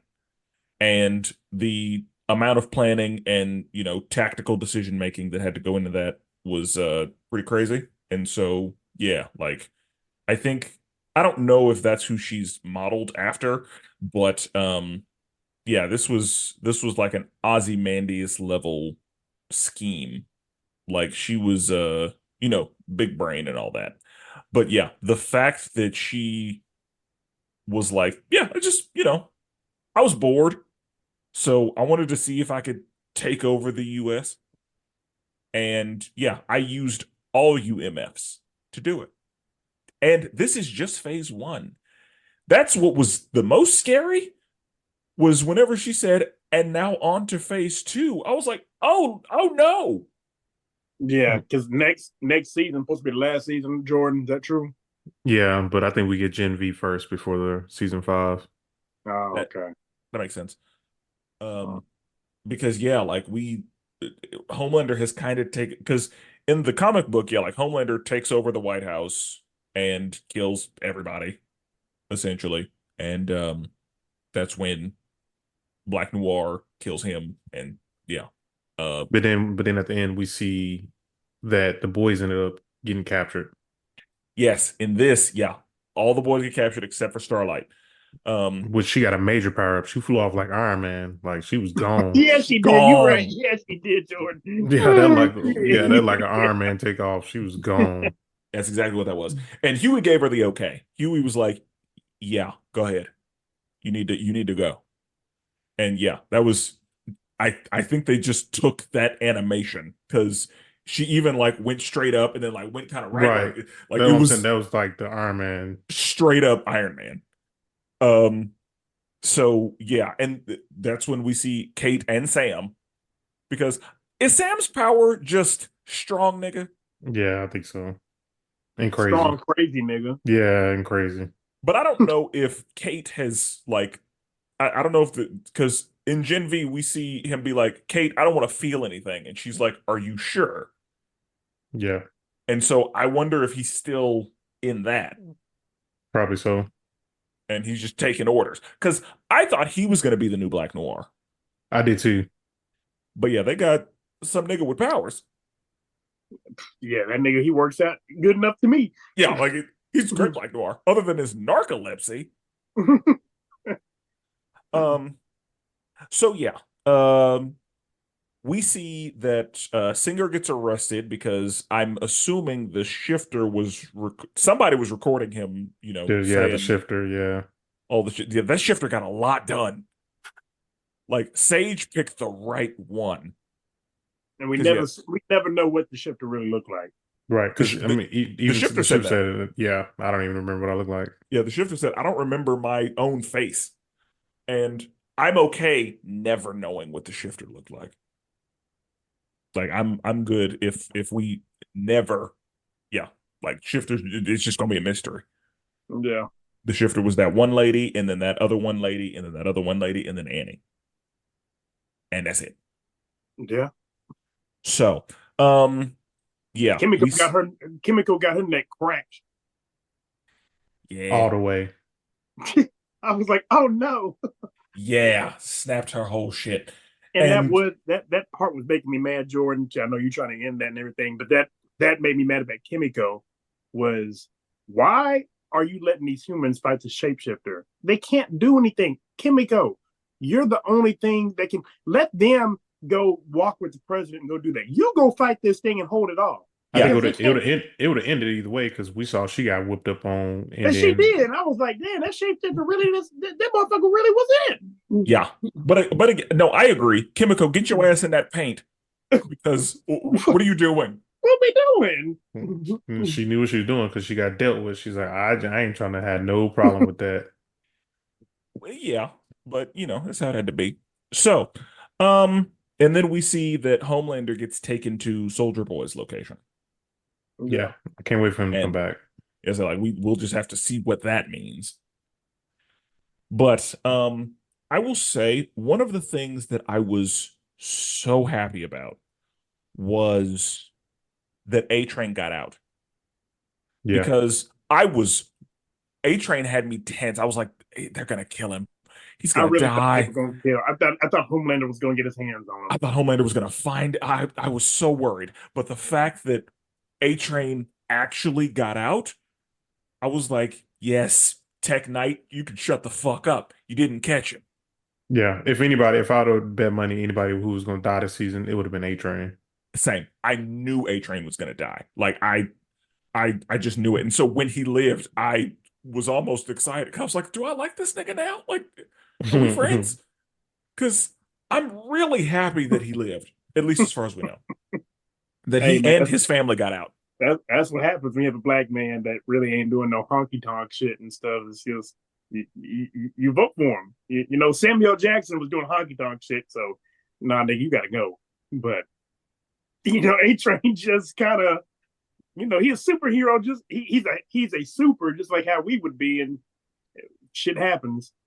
I mean, he redeemed himself. So, Yeah. um, Well, I mean, I don't know if you can redeem all the lives A-Train took, but yeah, but he trying. he's trying. And so, yeah, I'm glad he made it out, at least as far as we know. I'm glad that as far as we can tell, he got out of that thing. So, yes. Now, Jordan, has your number changed for this season? Uh, I think I'm still good at 7.5. I think it was a really solid season. Had a lot of enjoyable moments. But I don't think it lived up to season 3. And that's probably why I'm giving it a 7.5 still. Okay. Larry? I would give season 3 probably a 9.5, and I give this one an 8. Like I said, Jordan is right. Season 3 gave us a lot of things we wanted to know. Yeah. Yeah. Okay. Okay. I'd give the season an 8. There were some things I was like, that was too much. But as far as the story being told and the way that it ended and the introduction of Sage, honestly, uh that's good shit. Because again, like Homelander's already terrifying, but with Sage at like and that's the thing. We don't know if Sage's work moving forward will be done from the shadows or done from the front. Like I don't know how involved she's going to be and how much of it we're going to know because Yeah. whenever like we know that she's, the puppeteer, but like does anybody else know that? And again, is she going to be talking to Homelander directly or is she just going to be working on shit in the background and we're just going to find out about it later because whenever she got kicked out of the Seven, whenever like Firecracker and Homelander were, talking crazy and being like, you don't need to be here. I was like, honey, there's no way you were surprised by this. Like, there's no way that you were shocked that those two kicked you out of the 7. And then when I found out she wasn't, I was like, okay, good. But also, oh, that's scary. Yeah, I'm gonna actually move my score to an 8. Yeah, Sister Sage was definitely a game changer for this season. There you Yeah. go. Like she was, oh yeah, like her introduction, a lot of black people doing stuff. Yeah. Yep. Because like I said, A Train, I fucks with A Train. We don't Now, know where he went, right? Mm-mm. no. And hopefully we never do. Like hopefully he just alive. Oh, he'll be back in season 5. I'm sure he will, but like hopefully he's alive and because Him he's and gonna Maeve might run into each other, I wonder. yeah, like I just feel like everybody's gonna die. Maeve is in the city, I feel like. Right? Yeah, I think she's just she's Yeah, just she's just alive, chilling. Yeah, just she's just normal. living with her wife. Yeah. So, So yeah. uh, anything else? When did you get a soft spot for suits? After you cream pied Maeve? That nigga Kessler boy. Jeffrey Morgan did his thing. Oh yeah. It's crazy. Yeah. But I love seeing Negan and stuff. Yeah. Like he does a good job wherever he is. So yeah, yeah. Sage was too much. I wish Newman had lived. I.P. to a real one. And I do wonder how they're going to incorporate the Gen V people into this. Like Yeah. I'm wondering what's going to happen there because I assume that the captured boys are going to go to the same place they are. Like wherever they are is where the boys are going to be taken. And so there's I feel like there's going to be some working together to, get the Yeah. job done or whatever. So Yeah. that's Kate, what Kate got to die. They got to kill Kate. Kate got to they go. have to kill Kate. I like Kate, and I was liking Kate. I remember talking about you with that, but yeah, Kate got to go. She's got to go. Like she really like Kate's got to go. Sage has got to go. Like if they want to get anything done, Sage got to go. Like she's the real problem. And yeah, all of them got to go. But yeah, like there are some people like no, these are the people you need to deal with if you want to be successful. Because yeah, Kate just gently was like, "Hey, Frenchie, come with me." And that's when we saw Kimiko speak for the first time. Oh Yeah. yeah, we mentioned that. Yeah, she said no. And I honestly wish we could have saved it. Yes, it was because I will say Kimiko speaking did give gravity to the situation. Like it let us know how dire it was and how serious it was. Like, oh shit, like it is like that means it's over if she broke her vow of silence. So I think that her speaking was impactful, but I also wish we could have saved it. Mm. But I think they used it as a tool to let us know like shit is real serious. Because yeah, like the way the season ended, like, oh, the villains have won. Like Starlight escaping is the only glimmer of hope that we have, and we don't even know if that's gonna matter. So Your boy came back and grabbed oh, stretchy long dick. That was crazy. that was Yeah. wild. Like, why are you coming back to get me? Get away! That boy Yeah. pieced him up. There's What? one-headed quitter with it. Yeah, the meat man or whatever his Yeah. name is. Some might Love say he sausage. he laid pipe on him, and some might say That's wild that you come back for me, boy. Crazy. Get out of here. Because I mean like, why though? But old girl with the telekinetic powers, the bald one. oh yeah, 11. Yeah, 11. Yeah, she was a problem. I will say, like, y'all could have got her in, like, why is she still wearing the same grays that she was Yeah. wearing in prison? But, that's fine. Y'all could have got her some clothes. But yeah, when, like, they sent her for Starlight, and I'm like, yeah, that makes sense because she's a problem. Like, she was hanging with Stormfront. So, yeah, she also needs to die. We need to do something about her. I don't remember that girl. I didn't either. I didn't either until I was talking to somebody else about it. The girl who did like the metal bending at the end, and that she was like facing off with Starlight there for a second. So as far as in the show, whenever they were in the ward with Lamplighter and Stormfront came through and was looking for Lamplighter, and all of the soups that were locked up ended up escaping. She was the one who I think she was the one who let everybody out because she like crushed everybody's doors, and so that's when everybody escaped. But yeah, that was when Stormfront was the Nazi. Yes, Yeah, I think it was like season 2. Right? I say Lamplighter. I thought he died back in the day with Mallory and them. It's been a while. It's been a while. But yeah, like that when she showed up, I was like, she's a problem. Y'all gonna do something about her. But yeah, and then Kate and Sam went to go get Kimiko and Frenchie. Love Sausage went to go get Mother's Milk. Love Sausage. But yeah, it was yeah. So I give it an 8. There's a lot of potential for the next season. I think that this was kind of like a leading season. Like I feel like season 3 like can stand on its own and gave us a lot, but I feel like this season was meant to lead us into, and it's not really, it's really hard to make a leading season perfect. Yeah. It did good. It did good. I mean, it did. Still did a great job. Still enjoyed it, but again, there were some things I was like, that was too much. But that may have been the point. So, yeah, it was good. All right. Well, with that being said, we'll never duplicate. Oh, whoa. Thank you, Larry, for coming back. Sorry, I almost got to say thank you. Thank you for coming back. It's always a pleasure to have you on.